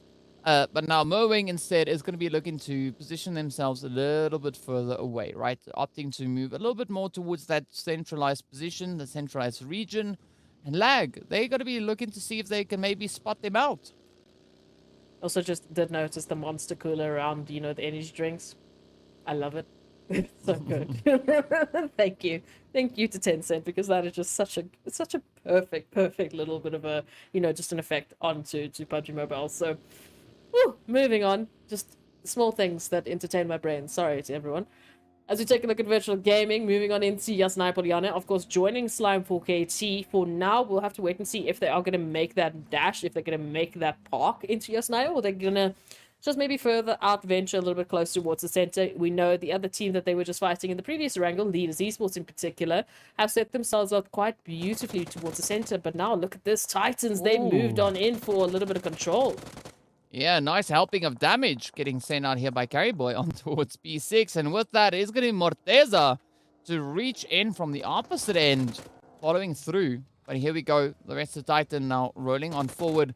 Let's see, will Carryboy find the opportunity? Oh, almost landing right in front of Axa. Meanwhile, Puncher is going to try and pull off that Razor. Steak now applies the pressure. Axa on the front line. Looking for the opportune angles to play at. Oh, there we go. Gary Boy goes down. Now, trying to bring in a little bit of that repayment on towards Morteza. And, Titan Gaming just stepping up so aggressively once again. Making such a beautiful statement here, as we know Titans to do. But now Teak moving on through, trying to find that angle onto Wasted, while Morteza looks to try and piece things back together. It's a 2-2. Now, of course, we know the pressure's on the relevant twos from these teams to try and bring this back, as Wasted sends out a nade. Ooh, he's going to get a bit of a surprise with Axa just on the nick of time, finding that perfect angle. But as we know, it's still Morteza here, DK. Yeah, it's still riding on Morteza's shoulders. Let's see whether or not they can get this one secured. Quite a challenging position, I'm going to be honest. But, wow, Axa getting so scarily close to that nade. Up comes the follow-up nade. Is that going to be the one? Finds a bit of damage. There we go. Morteza taking even more damage and on the verge of getting sent back. Finds a quick retaliation on towards Axa. Morteza not to be discounted just yet, but now in a position where they can continue to apply the pressure onto the rest of Titan. Teak now making a quick little bit of a dash, trying to secure position towards Axa here. Morteza just now needs to time the shot to perfection, but Lag is going to come rushing in right behind them, and that could really upset this entire development. You just love what Teak does, gets that one res and then just is the decoy, while the rest of the team tries to get their numbers on back, and this is exactly what it actually just results in. Titans finally getting the full confirmation of Leaders Esports and hopefully being able to take the rest of their numbers into the next battle. Of course, Lag is looking to try and deter them from doing that. As you can see, A9Q moving on closer and closer, and the rest of Lag shortly to possibly do the same. BST making their movements in from Fairy Pier, just a few stragglers on there for at Leno, and of course Ko to just get into zone, but we shouldn't be seeing them running into any obstacles just yet. But again, DK, what's happening there towards the military base island? It's Arab Golden, Soul Esports this time, fighting for the Eastern Bridge. Yeah, and now they really have to push across, as we can see that zone now, forcing them to move on to the mainland. But again, we do have the congestion also coming through between the players here from Lag and Titan. But Axa in a little bit of troubling position here. Teak now trying to wrap around the shots. Connected is 1-9 to find the angles. Now Puncher trying to move in alongside Axa. Will they find a bit of a revenge? As we know, Titan really quite a formidable force. Oh, but A9Q finds the repayment right then and there. Axa also getting dealt a very, very satisfying hand. And now turns to P6. He doesn't have the craziest amount of health, and it is not going to take a lot for Lag to close the door shut on them, as we can see Kakao succeeding in finding that finishing blow. Full squad wipe. And what's beautiful about Lag, as you've mentioned in the last couple of days, they've been picking up some huge eliminations. And in that final moment, you can see exactly why. Pulling up with that crossfire and just their timing is so good, DK. Their executions have picked up dramatically in the last couple of days. And that's why they've been so good at these team fights. Picking up those eliminations and carrying that on forward is going to be crucial for them, especially if they are one of the teams to join us back into the finals next week. But as we take a look at this, what's developing on the Eastern Bridge, we see Arab Golden and of course Soul Esports, surprise, surprise, fighting for a bit of control. And this time, roles are reversed. It's Seoul Esports, at least one of Seoul Esports, holding that bridge camp. I gotta say, I'm completely at awe at the evolution of these teams that we've been seeing through this season so far, right? The changes they've been able to adapt, absolutely phenomenal. And again, it's resulting in some very, very satisfying performances coming through. I mean, Lag also just rising up once again, right? Time and time again. And, but look at their hits, though. Finding its spot over on towards the side there of VST. And I mean, this is what makes the whole event so competitive, is these teams just keep on shifting the dynamic, right? I mean, would you have thought on day one that we would see TEAMLAG rushing in on Titan and just wiping the floor with them? No. No, of course not. Especially not after Titans picked up 100 points a day of play. So, but hey, this is what I've been saying. The teams have been changing so dramatically, not only from day to day, from week to week. I mean, if we could see their immediate comparison from the first day of PMPL Africa Fall till today, they would all be giving themselves a round of applause for just how ferociously they have had to adapt and improve their skills. And this is the beauty of PMPL Africa, because it really puts these teams into the pressure cooker and just brings the best out of them. Yeah, they have no other option, right? Adapt or fall, that's it. And the team's rising to the occasion. They're like, you know what, we don't want to fall. We're going to stick it to it. We're going to adapt. We're going to bring in the necessary changes. And my goodness, they have really, really changed, right? I mean, it's like it's completely different teams. Completely different. I mean, 1 million, they've always been the same monsters, even from the previous season. But we can't talk about them because they're not here in this particular match. But it's fine, right? It's still just so great to see the teams really just adapting.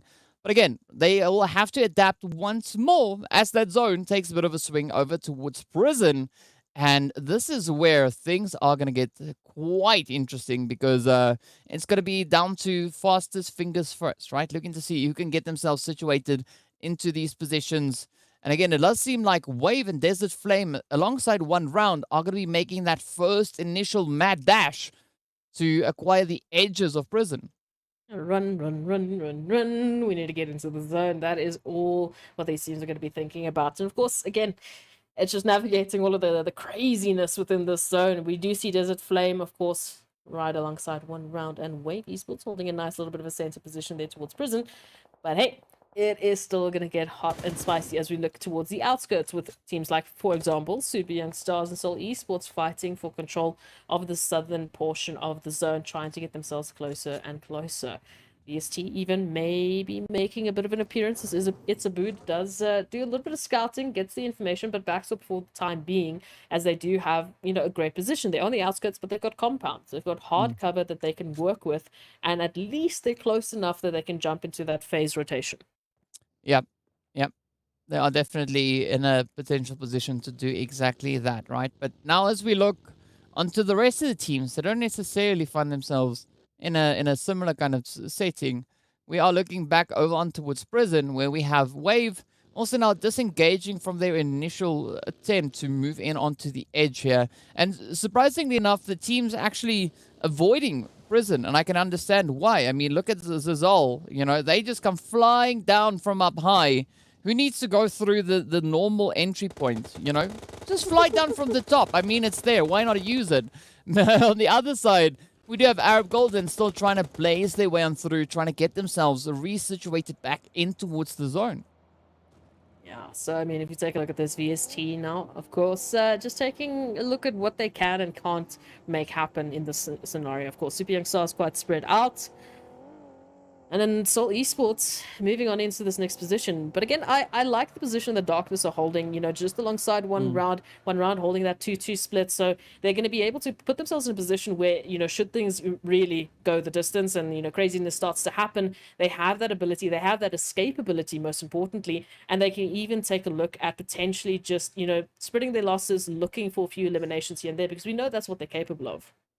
Yeah, but the trouble about that position that we see Darkness in right now is, if the zone moves in a less favorable direction, they will need to be the first team to leave Prison. Right? And I mean, what I mean by less favorable is like it centers up on Prison. Then they got to get out of there. and get out of dodge quick, because if the teams start moving in on that on those cliff sides surrounding it like now, yeah, that spells the end. So Darkness really having to find a quick way to get themselves out of that position. They definitely need to disengage, because one round is just going to look to leverage that angle. Soul could do the same. Desert Flame also. So definitely prioritizing a position a little bit more towards the rest of the zone and not in prison itself. Delta is definitely going to be a hot spot and a very interesting spot indeed.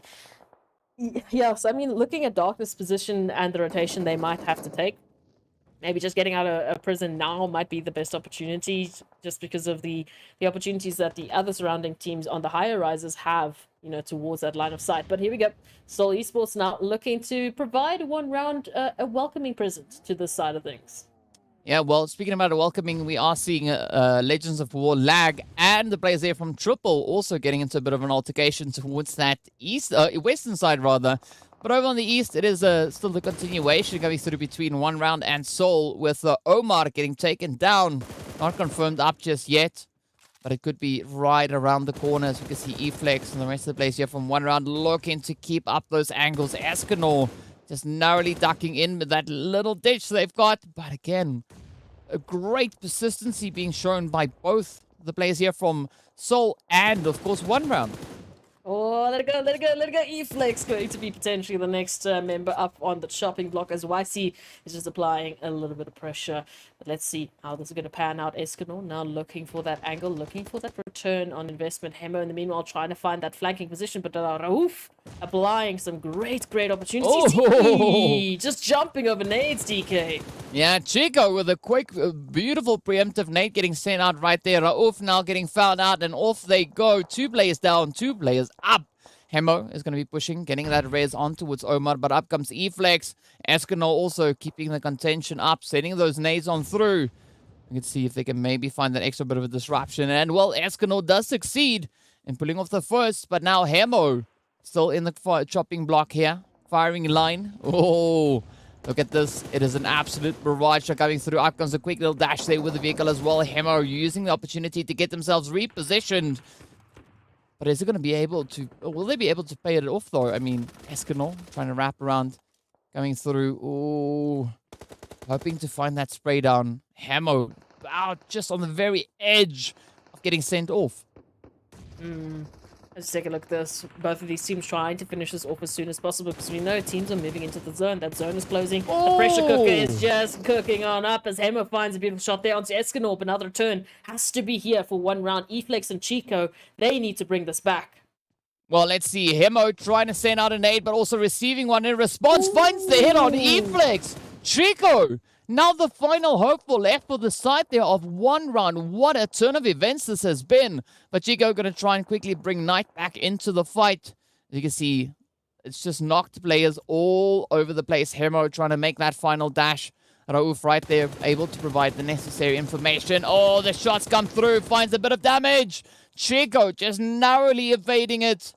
But will this be enough, though? Is this going to be that full-on send coming through from Hemo? Oh, it has to be here. You can see Seoul Esports, they've been so consistent in the last couple of days. But everything is turning around. Even Desert Flame now being the ones to send Slime 4KT back into the lobby. Things are weird, DK, but things are wonderful. It's Desert Flame. They still have quite a bit to work with here as Wave. Now they've heard that third-party opportunity and they're here to take it. Yeah, and now we look onto the players here from Desert Flame. As you've said, right, already taken down the players there from Slime 4KT. Wave could be a potential next target. But again, right, that position up in prison, Darkness still being situated, not escaping just yet. And that blue zone, once it starts moving forward, is going to cause quite a bit of damage towards them. And then also adding to that, we've got Desert Flame and Wave also hanging around in the vicinity. Let's move on up. Of course, Triple Esports now trying to look and do the same, but lag. And of course, Legends of War going to be a bit of a problem, or at least mowing might be. As they're outside of the zone, Wave just up ahead of them, looking to be that containment, looking to force the action here for all of these teams moving on in from the western portion. Now, as we can see, the elimination feed starting to light up just barely as Super Young Stars and Zero Tolerance start to light things up, and Desert Flame jumping on in with one round. Oh, but here we go. Mort now just going to come rushing straight on forward, right up alongside Vortex here. Of course, Vortex quick on the trigger, ready to welcome them in. But Skydo not being so fortunate. Paradox also getting taken right on down. Molly getting cooked up. Lord trying to quickly revive Skydo. But let's see, will Vortex be able to keep up the defensive line? Of course, now they're fighting right here up in towards the lovely Lumberyard. But is it going to be sufficient? Super Young Stars really looking to assert their position here. But could this be on the cards, right? As you can see, zero tolerance, still waiting for a bit of a vantage point to have. Messi cooking up the nade. Could this be the one to end it for Vortex? Instead, no, sends it elsewhere. What? All right, okay, here we go. Super Young Stars now instead looking to disengage, looking to fall back and then kind of set up a bit of a gatekeep. Yes, this is what we love. This is what Zero Tolerance need as well, because unfortunately they were forced into that engagement. They had to get through that because they need to get into zone. There's only one real way that they can go, and unfortunately if they turn a little bit more towards the west, it's straight into VST. But we do see Wave, Esports and Lag cooking things up on the other end, as VST also getting spotted out now by Lord, who's just taking a little bit of a dash through this, through the wonderful, wonderful forest and deciding to pick up maybe one, maybe two eliminations along the way. Oh! Wow, the crossfire is real. VSC now getting dealt such a challenging hand. Arab Golden on the one side. Super Young Stars coming in from the distance. Up comes Zero Tolerance as well, looking to just move up and find a bit of a cheeky play. Skydo steps up, and with that, it is VST to get ended right then and there. Arab Golden now also the next victims to fall to the fray here as the shots continue to come in. But Zero Tolerance still trying to piece their team back up again. Super Young Stars, rather, holding on the very edge. But a very brutal fight now for control of the southern edges. Paradox get traded on down. And Arab Golden bring in a little bit of that repayment. Oh, Paradox. Unfortunate situation with Super Young Stars. We know what they need to do. They have bigger fish to fry. They need to move on in and get a chicken. Want to win a chicken dinner. Maybe not fish, but, chicken is going to be better for them moving on into those grand standings. Arab Golden looking to be the team to stop them from doing exactly that. Equal numbers. But again, Super Young Stars, they're much closer to the zone. Yeah, let's see. Is that going to stop them? Arab Golden trying to lock down the southern position. The Super Young Stars got a close position towards the zone, but here we go. Skydo now putting quite a bit of a stop there to Ban's approach. Oh my goodness! Super Young Stars reaching in, making the vehicle go boom, and with that, it is the end of Ban and Skydo. Lag also getting sent away. Arab Golden still in the swing of things, looking for a quick little bit of a reposition. So a lot of pressure now coming through on the southern edge. Super Young Stars managing to alleviate a lot of the troubles that they were facing.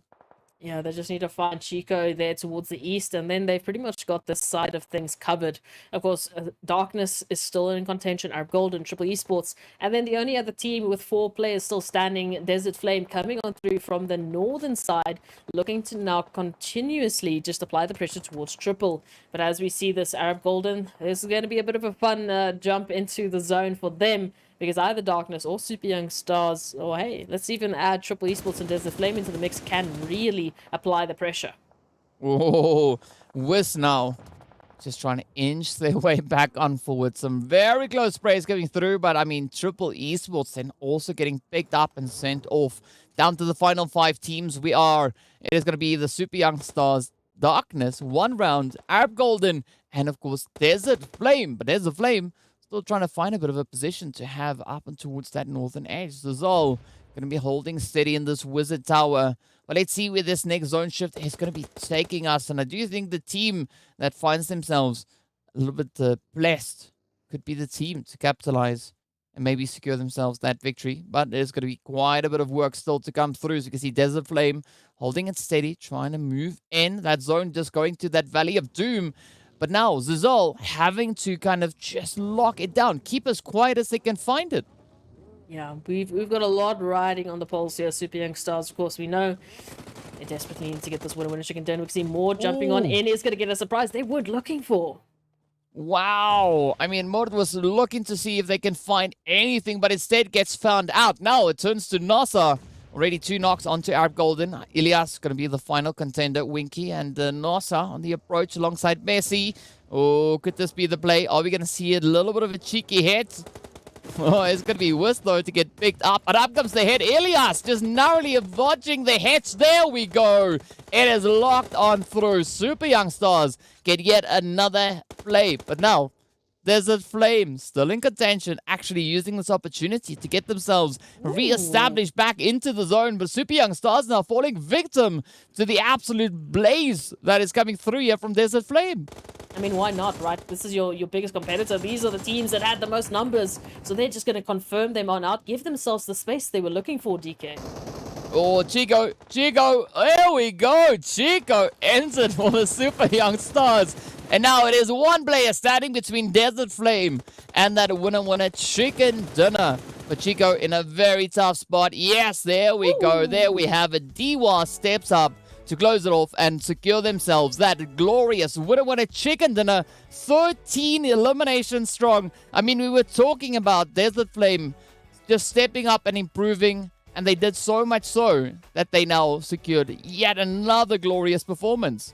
And this is only their second winner chicken dinner in the entire series. So you can imagine what momentum, what hype must be happening in the comms right now for Desert Flame. They must be absolutely thrilled with their performance. And again, I can't fault them. They did so well moving in from that northern position. A lot of things that they needed to handle, but they chose their opportune moments so beautifully.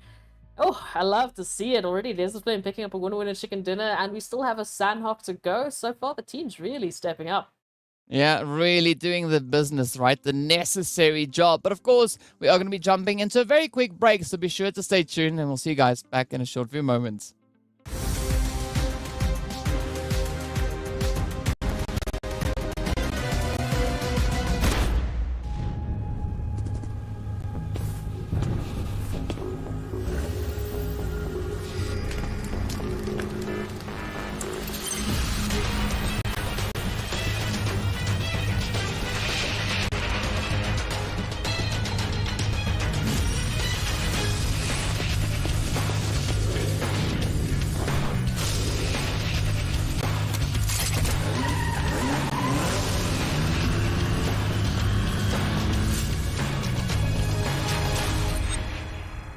Hey there, fellow PUBG mobile players!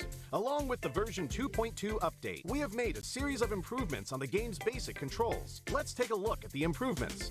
First, improvements to the controls and display. We have increased the display priority of the wheel when the throwing wheel is activated. Now it'll be easier for players to select the items they wish to throw. In this update, a countdown will be displayed whenever the play zone is going to shrink. This way, it will be made more aware of the next play zone, and players can plan their routes more effectively. We've improved the feedback effect of marked items. Whenever you tap and hold to mark an item successfully, the feedback will be more obvious. When the player is aiming down sights, the markings within the scope have been optimized, so the sight is less obscured. When a player jumps, after respawning or deploying an emergency pickup, it's now possible to mark the battleground with light columns. After a team wins, the buttons for MVP likes and summon statue will be combined. Now players can send a like automatically whenever they summon a statue. On the results screen, we have added teammate numbers, so now players can use the number to identify each other and give likes to their favorite teammates. To make spectating more convenient for players, we have tweaked the button size on the spectating screen. This reduces the chance of tapping the button by mistake. I'm sure firearm balancing is a concerning issue for many players. In this update, we have significantly improved the burst shot of both the SKS and Mini 14 by greatly improving their handling. This will increase their stability fired consecutively and increase the damage dealt to enemies. Perhaps these two firearms will become your weapon of choice after the enhancements. For airdrop weapons, we have made some adjustments to the controls and damage dealt to better balance the airdrop weapons. In the new version, there are lots of new features worth checking out. When you acquire a firearm finish of your liking, you'll definitely want to admire it from time to time. In this update, we've added a firearm inspection feature. Players can now use this to admire their favorite firearm. During combat, players can tap the emote to enter first-person perspective to inspect the current active weapon. A friendly reminder, never inspect your firearm during combat, or you might overlook the enemies before you. Do keep in mind that this feature is currently only available for certain firearms. but it will be gradually rolled out to other firearms in later versions. The recommended layout feature is one of the many new features. When players customize the controls, it's now easier to apply a custom layout recommended by the system with one tap. We've also added a trunk system. Players can now make exchanges while riding vehicles. Use this feature to exchange supplies with teammates. But remember, the size of the trunk depends on the vehicle type. The visual presentation of profile cards have been improved. Players can now set their gender on their profile cards. On the results screen, we have streamlined the results process and improved on the layout, as well as the MVP results emote. On the new results screen, assists will be included in the stats. In future matches, you can try cooperating with your teammates. Even if you don't make the final strike, assists will help boost your results. We have added stationary targets to the training grounds. After firing, the damage dealt and bullet trajectory will be displayed. This helps to more closely recreate situations that players may face in matches. To make it easier for players to practice shooting, the most recently used firearms configuration will be applied by default when entering the training grounds the next time. These are the major improvements for the basic experience in version 2.2. If you want to learn more about this update's content, don't forget to follow the official PUBG mobile community. Winner, winner, chicken dinner. See you next time.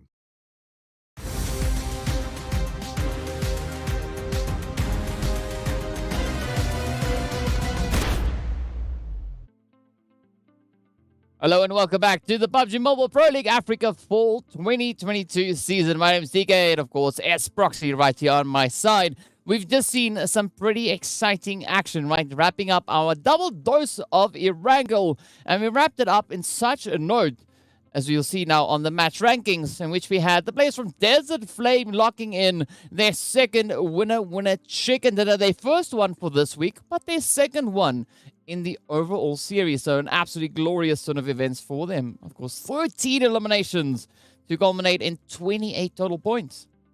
It's also so good to see Super Young Stars making an appearance there in third place with 16 overall points with their six eliminations. Wow, hard English. It's not working with me. But either way, I might just be a little bit too excited with the fact that we see Super Young Stars really stepping up the pace and bringing in a good amount of points. How that is going to really change the overall rankings, I'm not too sure. I don't do the math here. But of course, we can take a look at that second page and see, once again, you know, the people on the first page. I mean, just so greedy, DK. They want to take all the chickens for themselves.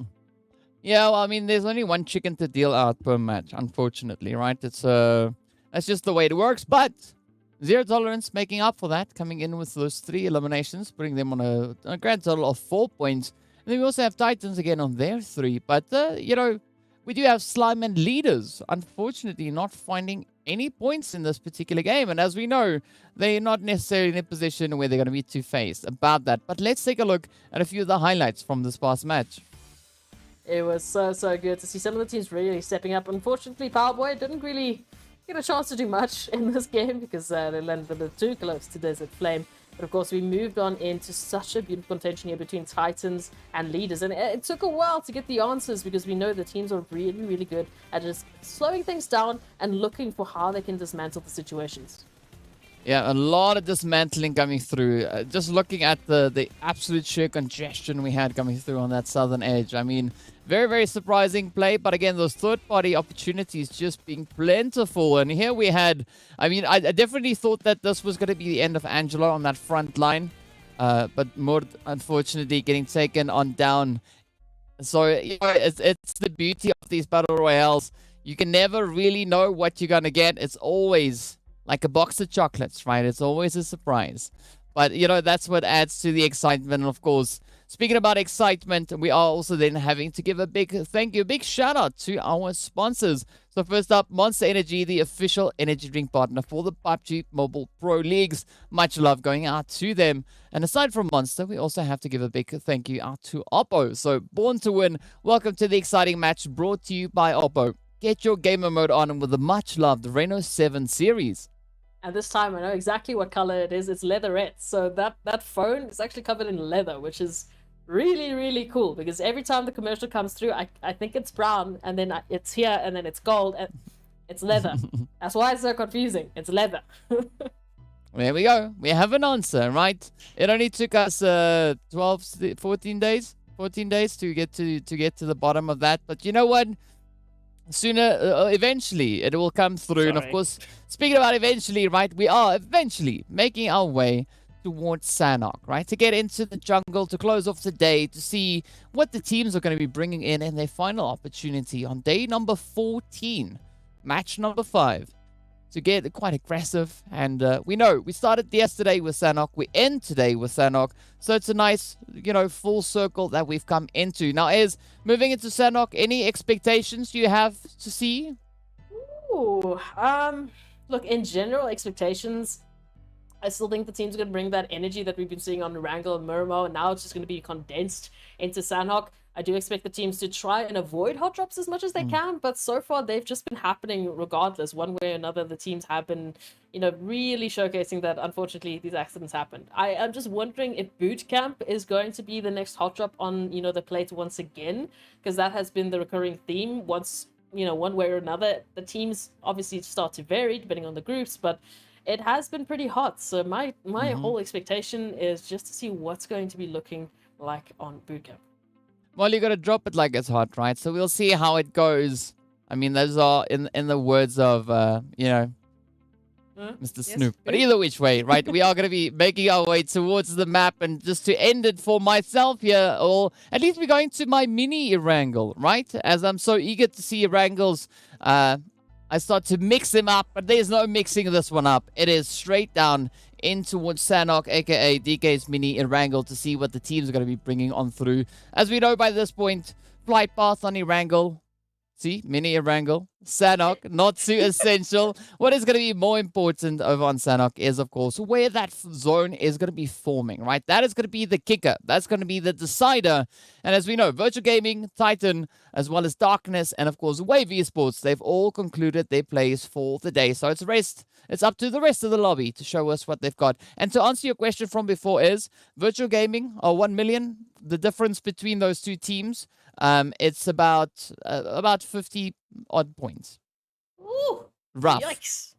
Yeah, rough. We'll see what it looks like at the end of the day, but it has been a fantastic showing from all of these teams. And boot camp, I think I mentioned it earlier. I mentioned some hot drops. I don't like being right, DK, because unfortunately it means that all of these teams have to just sit on back. Some of the players are going to have to be like, well, I've been here for 3 seconds. Come on, what's happening? But right over towards boot camp, none other than leaders. And, of course, 1 round duking it out for their rematch. Yeah, that's what we want to see, right? And teams, right, getting down right to business. Of course, it is going to be Flex now, just trying to creep a little bit closer. But a very kind of spread out positioning being held by both leaders and 1 round.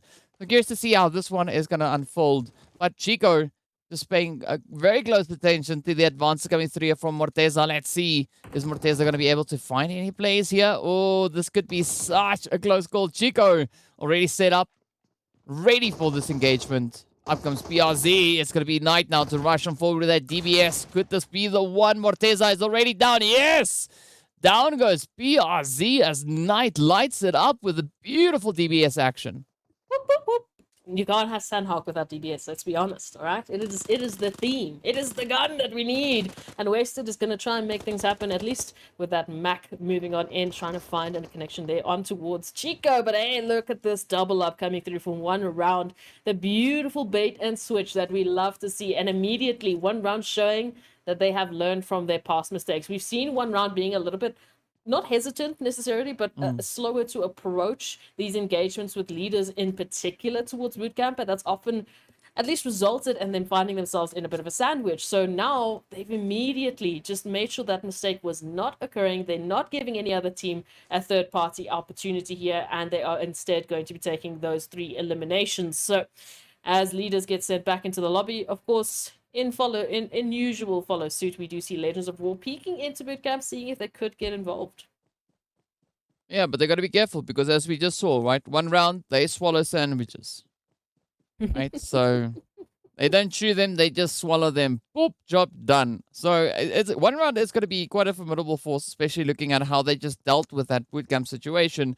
But again, right, as we look onto the rest of the map, Mad Knight having a little bit more of a comfortable position up in towards Hatin. We do see Slime or at least Plaza from Slime, just positioned over towards the western side, but I don't think Plaza's going to pose any immediate threat to Mad Knight. However, a further rotation could, of course, change up that entire situation. Of course, speaking about the hot drops, we are seeing a little bit of that action now coming through in towards Paradise. Not that there was a hot drop, but we know it's a position that also sometimes experiences an extra bit of love from the teams. A little bit of love. I like that. I like the little bit of love coming on through from these teams, but we'll see how that's going to translate and how they will be, reciprocating that love in particular. 1 million, of course, moving closer and closer towards Paradise, looking at what Triple Esports have been up to. They haven't seen one another in quite a bit of time, so they want to just regroup, catch up, see what they've been up to, what they've been doing, what they've been accomplishing. But of course, Seven Reef, unfortunately, will be looking on out from the lobby as in 7MD is just trying to get into safety. Yeah, and of course, 1 million, right? We know what's going to happen here. They just step up and show up so aggressively. But it's all going to be down to whether or not Lazy Boy is going to be able to find those angles and create a bit of an opening. I mean, it is Lazy Boy and Venom on the front line. Stenke and Marshall still going to be holding back. But 1 million on Sanhok. The usual strategy in here is to kind of just hang around in that blue zone until those later stages.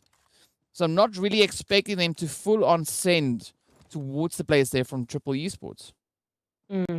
Yeah, look, let's take a look and see what's going to actually happen from this situation, because we know 1 million generally do take that very specific approach on Sanhok, right? They have those two stragglers running the 2-2 setup. If things start to get a little bit hairy, they send the 3 in while Senke falls a little bit back and just focuses on the heal, because that's been one way they've been picking up some very fantastically consistent placement points on Sanhok in particular. But now, with Triple Esports there towards Paradise, it might throw a bit of a wrench in the works, but Triple Esports moving off a little bit closer towards bootcamp. We'll have to wait and see if they will still be continuing in their usual fashion. Taking a look at the rest of the teams, however, it's not crazy. It's Sanhok. I mean, in terms of rotations from the zone, we're not really stressing at any point in time, especially not now. Yeah, but I mean, Lashin is stressing a little bit because we have those hits coming in hot on their heels. But again, they are pretty close to Seoul Esports, who we can see now just peering on towards them all the way from Ruins. And up comes the hits. It is going to be Flicks to get taken down. Power Boy, not AFK this time around, right? Power Boy also not hiding behind rocks. So let's see whether or not it is going to work out in their favor this time around. Hemo going to be sneaking in. I'm loving this approach coming through here from Seoul Esports. Let's see, is Hemo going to be able to find that? Ooh, Lashin already knows they're there. Out comes the nades, the utility is flying over. Hemo finds a bit of damage. And Omar just off in the distance to lend a bit of a helping hand. But a very spread out approach. I mean, we even see Broly there from Myth also taking a little bit of a scouting adventure.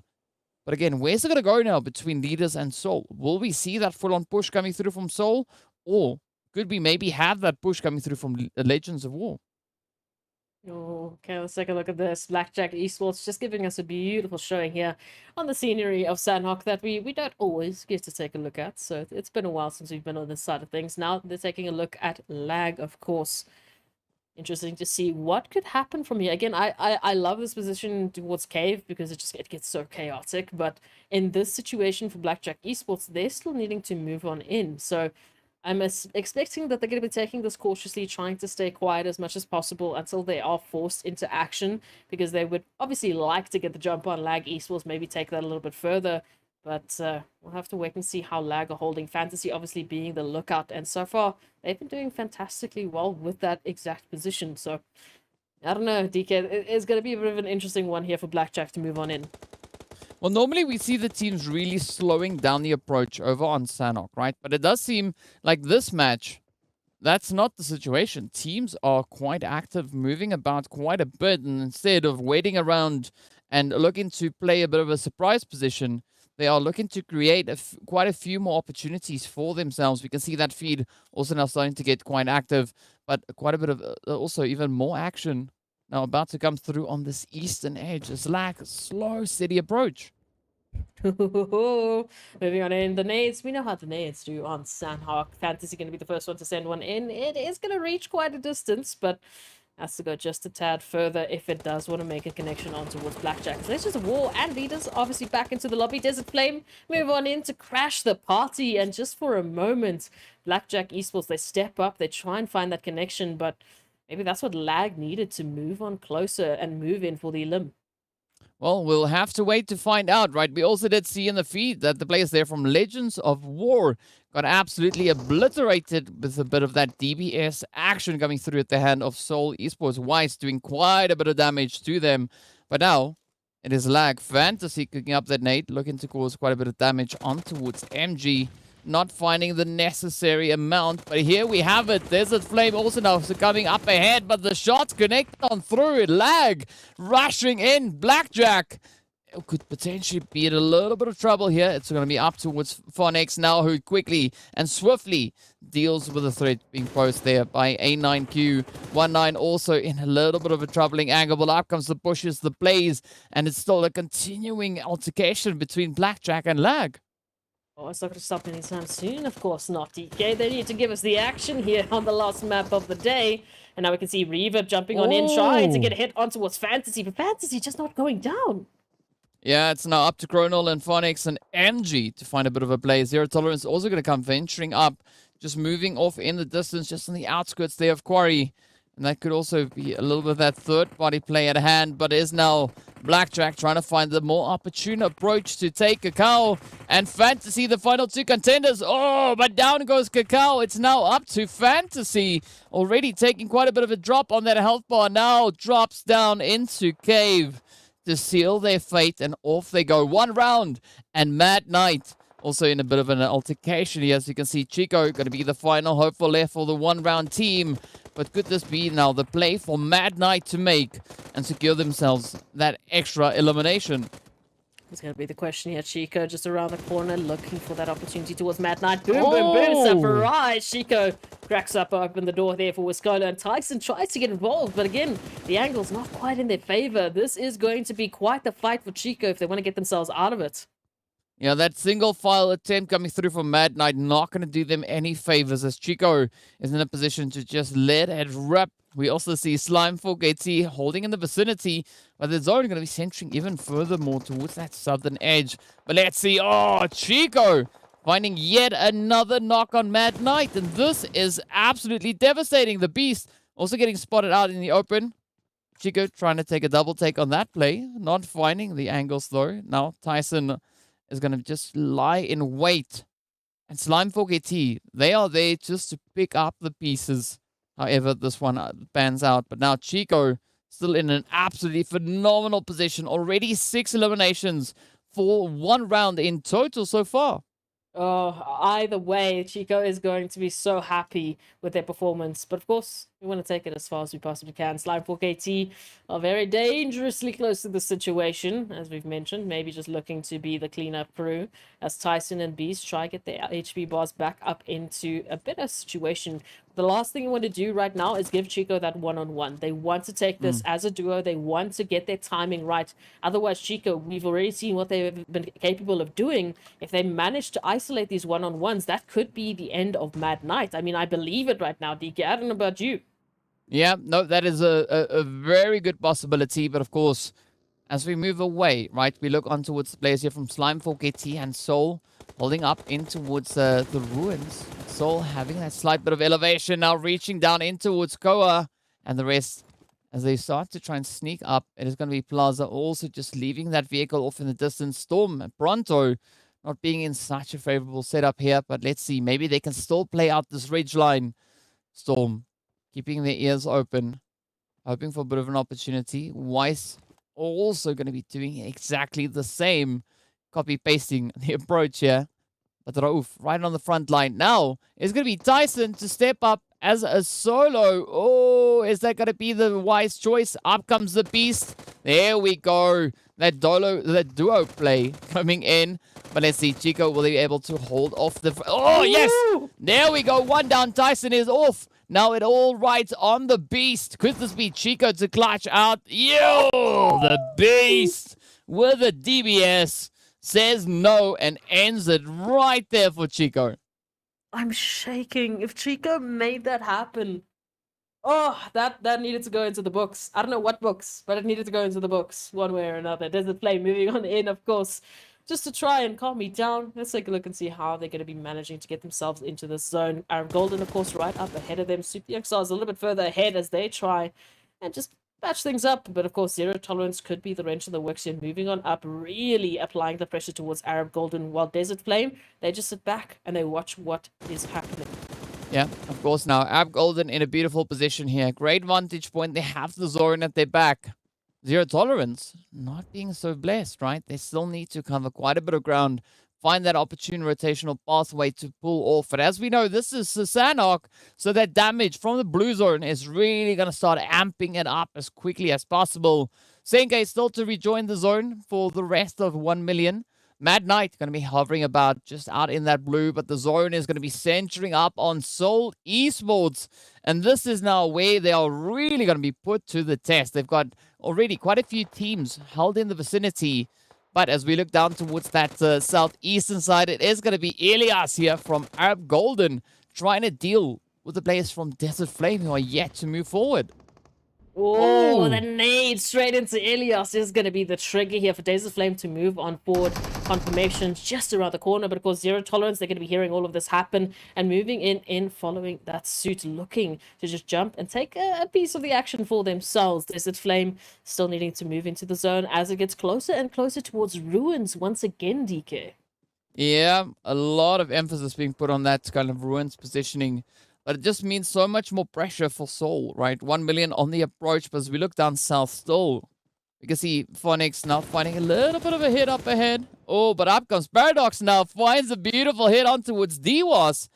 Down they go, and now all the pressure turns to 6 as the blue zone starts catching up. Super Young Stars also just holding off in the distance, but they do have to secure their rotation. Let's see where 6 is going to go with this approach. Meanwhile, Seoul, smack dab center, holds a bit of a vantage point, right? They've got these compounds. All they got to do now is keep their eyes peeled. But already we can see a slow, steady push coming through from 1 million and the players there from Slime4 KT. All right. We got a little bit of action just around the corner.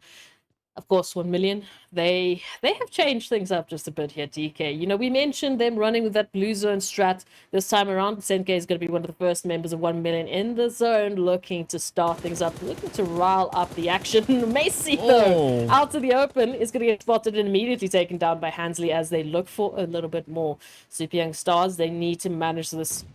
Only 2 players left, and they need to get themselves into the zone, but where are they going to go?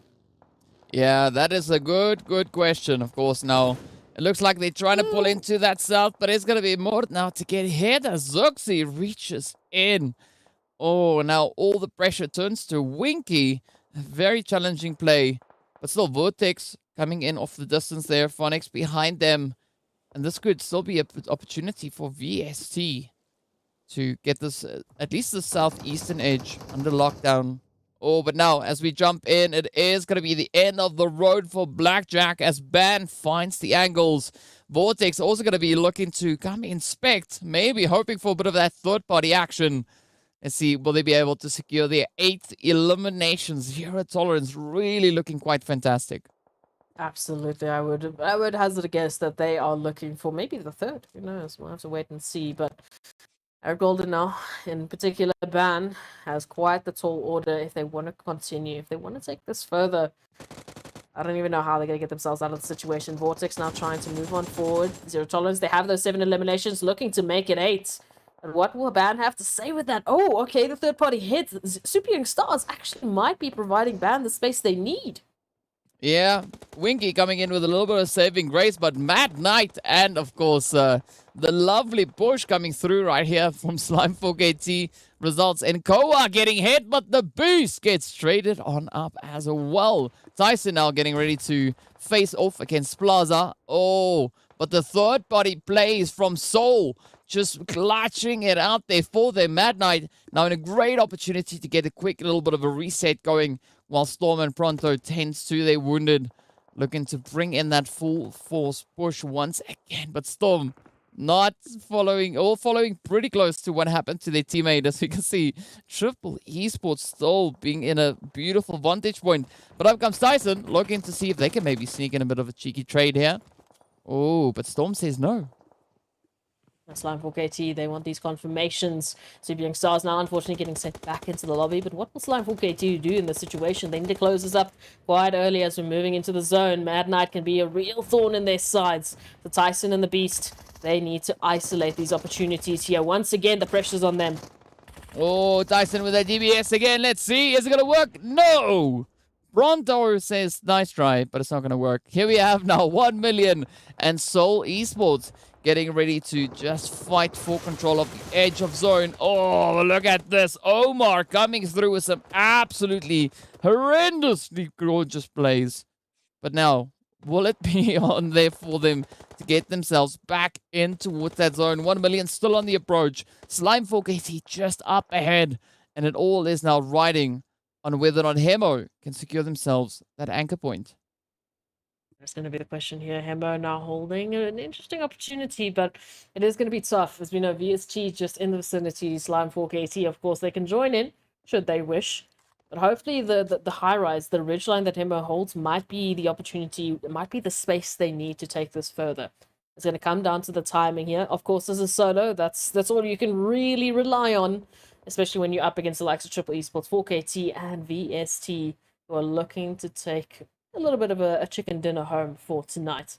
Oh, but look at it. Oh, the Hemo is in a bit of danger here. Slime 4KT is actually moving on up a little closer to that position. Well, let's see, right? Not a lot of options remain in the zone. We got Black 7 towards the north. We got M7MD just a little bit further away, but now going to be looking to apply that blue zone heal strat. VST not going to be opting for any heal strats. They're going to be opting for the aggression strat. As we now look on towards Plaza. Zero tolerance get taken down. Skydo falls to the blue, but there is Pronto who falls to Black 7. Wow, one down. Few more to go, right? Slime having 2 hopefuls left. But Black 7 is going to abandon that initial approach. Instead, going to be looking to play a little bit more of that continuation. But VST is going to be able to greet them just towards that southern edge. Absolutely, they need to find this opportunity. VST, though, that zone shift might be exactly what they need to take this and turn the tide to their favor. We'll have to wait and see what Triple Esports, or in particular Black 7, have to say, as Hemo does get spotted out by a beautiful opportunity there from VST. Looking a little bit further up ahead. We do have to see, though, how they're going to apply the pressure now, because immediately 2 players down. Yeah, VST slowly starting to get this assembled here. Oh, there we go. Down to 3 they are. But that nade from Black 7 really fighting that sweet spot. But they also then get dealt a very nasty one in return as Luxie sends it out. Oh, wow. Never saw that one coming. But what a glorious retaliation. Storm now in a position to step up and maybe just clutch it out. M7MD now having to move forward. Can't really adopt that blue zone hill strat. Not all the way from out there, but let's see. Oh, Black 7 gets closed off.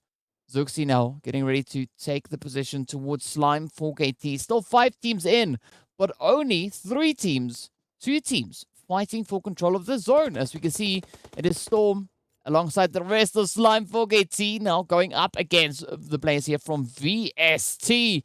Could this be Atleno to find the plays? Oh, Slime going to be such a force to be reckoned with. Oh, Atleno now still in the pressure cooker as they get spotted out. I don't know how they're going to turn this around, but you know what? It's M7MD, DK. That is the only opportunity left. Yeah, M7MD going to make that play. Let's see, will the blue zone devour them beforehand? Yes, the answer is indeed, as they get taken on down. The only player, yet again, standing between the team to take the chicken, and it's going to be Senke. I mean, this is now the 2nd time that we've seen Senke do this, right? Second? Well, I mean, just in my very short-term memory, right? Senke just clutching it out with that blue zone heal strat, and I mean, it's doing wonders for 1 million, locking in that very steady flow of placement points. On top of the sheer aggression that they've already been showing just today. Yeah, like I said, it is 1 million day. You know, they brought in that aggression. They brought in that fantastic game earlier on, picking up the 19 eliminations. But this time, they'll have to settle for second. As Slime 4KT jump up, they take the last winner chicken dinner for the evening. And it's so good to see, you know, that Sanhok coming to fruition. Yeah, Slime 4KT, winner chicken dinner, 7 eliminations strong. What a glorious play that is. And I'm pretty sure that all their supporters in Nigeria are going absolutely over the moon, because that was a very satisfying winner chicken dinner coming through from Slime 4KT. So well done once again. But as we know, right, they've just added to their tally. And while we process this, we are going to be taking a quick break. So be sure to stay tuned, and we'll see you guys back in a short few moments.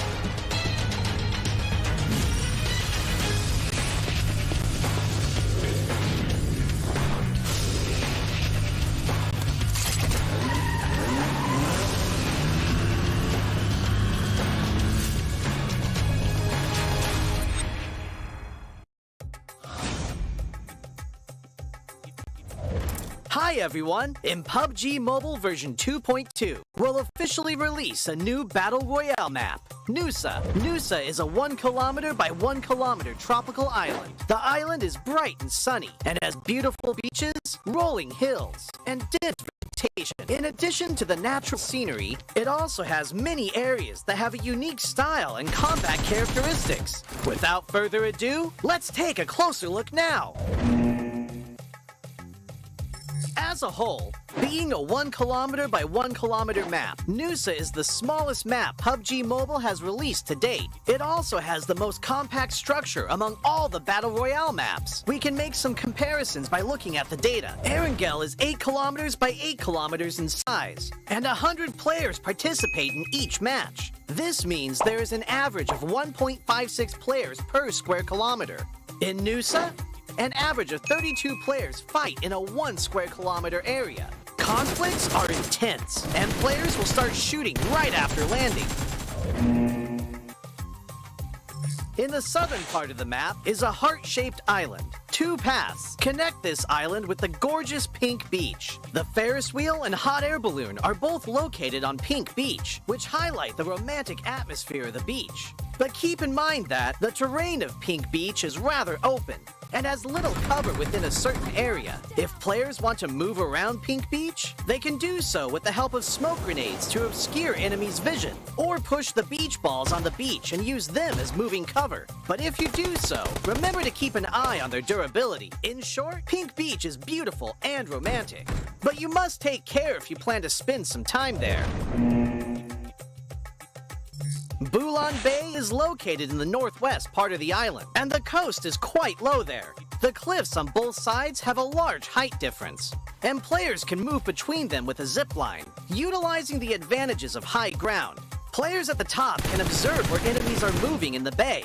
Meanwhile, players in the bay need to move around covertly. There is also a cavern connected to the sea in the northern part of Bulan Bay. Players can jump there directly. The cavern extends in all directions, and players can explore this area.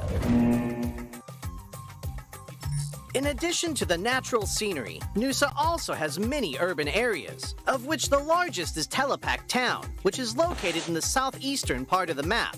Buildings are scattered everywhere in the urban area, and close-range street fights can break out at any time. There are premium apartment buildings in Telepak Town. These buildings have elevators that can be used, which adds another dynamic to searching, attacking, and defending in the building. For example, players can set up an ambush in the elevator. By getting in and not selecting a floor, they can then give enemies a surprise when they enter to use the elevator. The rooftops of buildings in Telepak Town are also connected by zip lines, which gives players more flexibility in urban battles. If the zip line is destroyed, it can be repaired with a tactical crossbow. I believe Telepak Town will give players a unique 3D alley combat experience.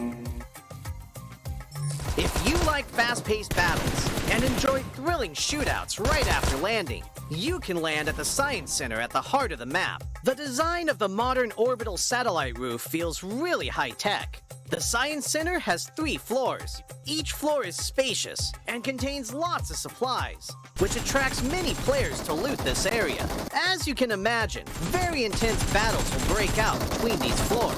At the top of the Science Center is a rooftop with a multi-layer structure. Players can look far into the distance from here for a great visual advantage. However, they'll also be exposed as there's nowhere to hide. If you want to land directly on the rooftop, you must check if there are enemies nearby to ensure your own safety. In short, if you're confident in your close-range shooting skills, you're welcome to land at the Science Center. Like the Science Center, Flame Village is also located at the center of the map. The terrain is quite low there, and the village is surrounded by mountain slopes. There are many huts in the village, and there are many places where you can stand on the beams of the huts. Players can climb or jump onto the beams to ambush other players. But there's one thing you mustn't forget. A tactical crossbow used with firebolts can set the huts on fire. This will expose the players hiding in them. Of course, firebolts will burn and deal damage to enemies when they are hit. In addition to huts, there are also brick buildings that cannot be set on fire in Flame Village. They occupy a large area, contain plenty of supplies, and are high conflict areas. If you're confident in your shooting skills, you can choose to land at Flame Village or Science Center at the heart of the map. It'll also be convenient for moving to areas along the edge. Other than the previously mentioned areas, this island also has winding and rugged mountain paths, a shipyard where the whistle roars, a regal resort with wide and open terrain, Sunset Street, which is planted with many banana trees, Crystal Bay, which has secret rooms, and more. These are all gorgeous locales that can bring players different gaming experiences. After hearing the above introduction, I'm sure players already understand what makes Noosa so uniquely fun. Lots of supplies for fast looting. The verticality of the terrain increases the strategic depth of battles. And the 1 kilometer by 1 kilometer size makes firefights inevitable. What are you waiting for?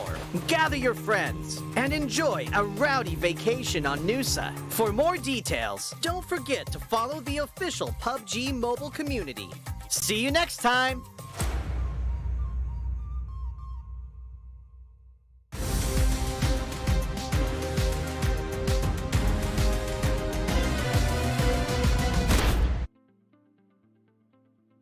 Hello and welcome back to the PUBG Mobile Pro League Africa Fall 2022 season. Of course, today is day 4, the second to last day in our very last week of league play, and we've seen some absolutely insane performances happening yet again today. As we know, we've had a few teams locking in some much needed winner chicken dinners. But let's take a look and see what the overall standings look like for this week's proceedings. Of course, it's going to be none other than 1 million sitting up in pole position on 265 points to their name. Let's go, let's go, let's go. 1 million. They are our first team to really make that gap between first and second look so tantalizing here in the 3rd week. But of course, Virtual Gaming not too far off. A little bit more than 50 points this time, DK. You know, 1 million just had to make us both incorrect. So, hey, it happens. They had one more Sanhok. We understand. So, Esports, though, making a fantastic showing there in 3rd place. Arab Golden Desert Flame, hello, welcome to this side of things. 5th and 6th place, respectively, and picking up a really healthy dose of points. Very, very happy to see them on this side of things. Yeah, and of course, as we can see, it's a beautiful distribution of those winner chicken dinners sitting right there as well, right? So all of our teams in the top 8 all securing themselves that glorious victory, getting those much-needed chickens. Not that they really need them, but they went out and took them nonetheless. So really phenomenal plays coming in. But of course, as we know, right, this is only the first page. There are other teams, and we can find them towards that 2nd page. But the exciting thing is, like, even though we are going to be moving towards that 2nd page right about now, right, we are going to be taking a look to see, of course, that we will be having even more of our winner chicken dinners sitting on this page as well. With that, of course, I'm referring to Leaders, Myth, and VST Gaming. Oh, only 6 points behind that 8th position's leaders. Esports team Myth, of course, not too far off. BST not too far off. One round not too far off. No one really too far off, especially as we take a look at the top 12 rankings. Darkness 9 points away from breaking it into the top 12 and to play their first Livic ever so far in PMPL Africa. So I must say, I'm a little biased because I do want to kind of see these, last minute changes coming through. So also holding a candle for Zero Tolerance, Legends of War, Wave Esports, anyone not currently in the top 12 to just shake things up tomorrow. Even, I mean, I welcome it. Once again, let's just on the last map, completely change up the top 12. Just throw a little bit of craziness in there. But I gotta say though, Darkness, really impressed with them, right? We can see them, as Yeah. you said, right? 101 points. Now, that is more than they've had on either of the previous 2 weeks. And they are 40 points away from doubling the collective points that they were able to collect in week 1 and week 2. Again, this is, I mean, how many more opportunities and examples do we need to give to showcase how well these teams have been adapting, how well they have been setting themselves up for success and really just pushing the limits? Darkness, we just love to see it, man. We just love to see it. Yeah. Yeah. I just realized I said doubling, right? I meant the points put together. But yes, as we move into the second, the last page rather, it is going to be Super Young Stars and Mad Knight. Both teams tied on 67 points apiece. But still, a very contentious play coming through here. I mean, we see Blackjack sitting in 20th on 48 points. As we know, in the previous 2 weeks, they've been able to secure themselves in that top 12 every single time. So, could we see that change up coming through again tomorrow? I don't know, because there's quite a bit of a gap for them to try and close to pull off a move like that, right? We are looking at about 60, 70 points. So unless Blackjack has a day filled with winner chicken dinners in store for us, I think it's going to be a pretty tough one for them to make it up in towards that top 12 position at least. Yeah, again, we'll have to wait to see what the teams are going to be bringing back tomorrow, because we saw this actually happen in the second week. It didn't really occur in the first week. There was quite a bigger disparity between the teams in terms of the overall points. Week number 2 was just also healthy and competitive, and then we saw things changing up.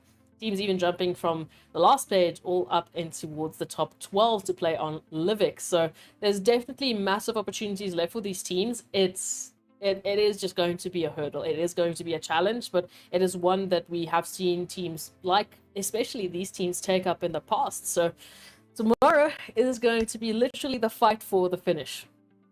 Yeah, tomorrow's going to be the biggest day that these teams have played in yet, right? Because it's going to be the deciding day, deciding who will be in our top 12 to make it through into Livic, who will be in our top 16 to make it towards the finals, but also the decider to see how many teams, or how many points rather, bonus points these teams were able to lock in for this week, but also for the league stage in its totality. So tomorrow is the biggest day outside of the finals that these teams will have, and there's going to be so much on the line.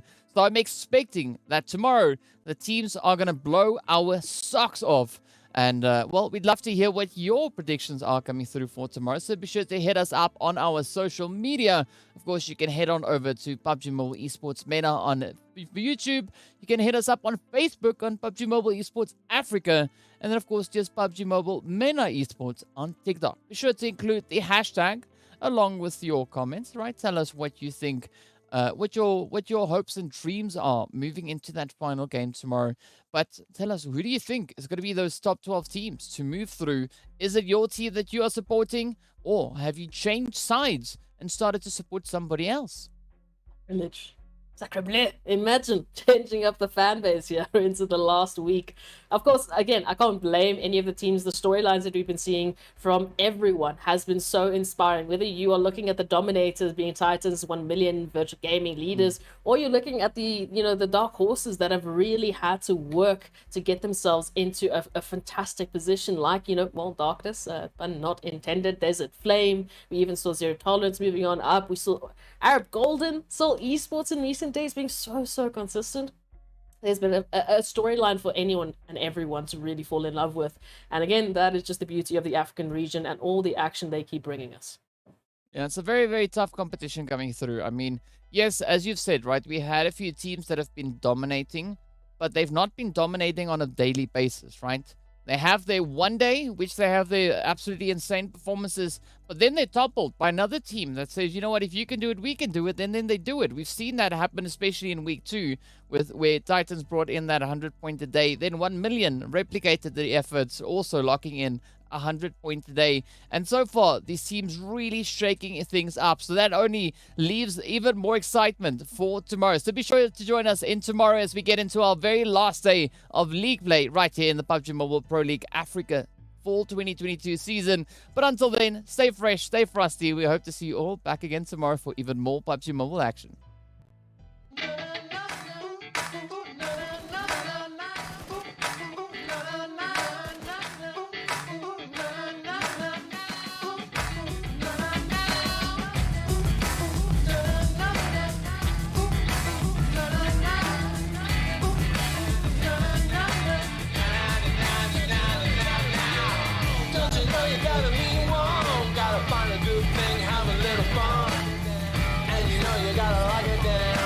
Save a little something for the next round.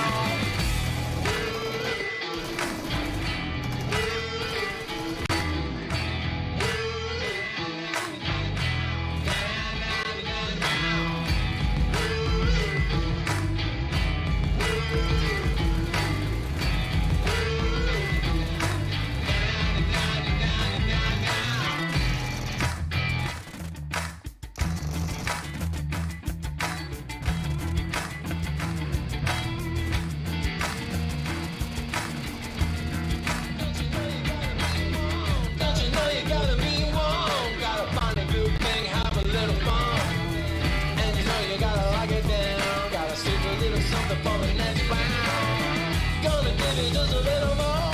The brother's coming in through the outdoors. Doesn't even know what the beat's for. Gotta get your freaky body on the dance floor.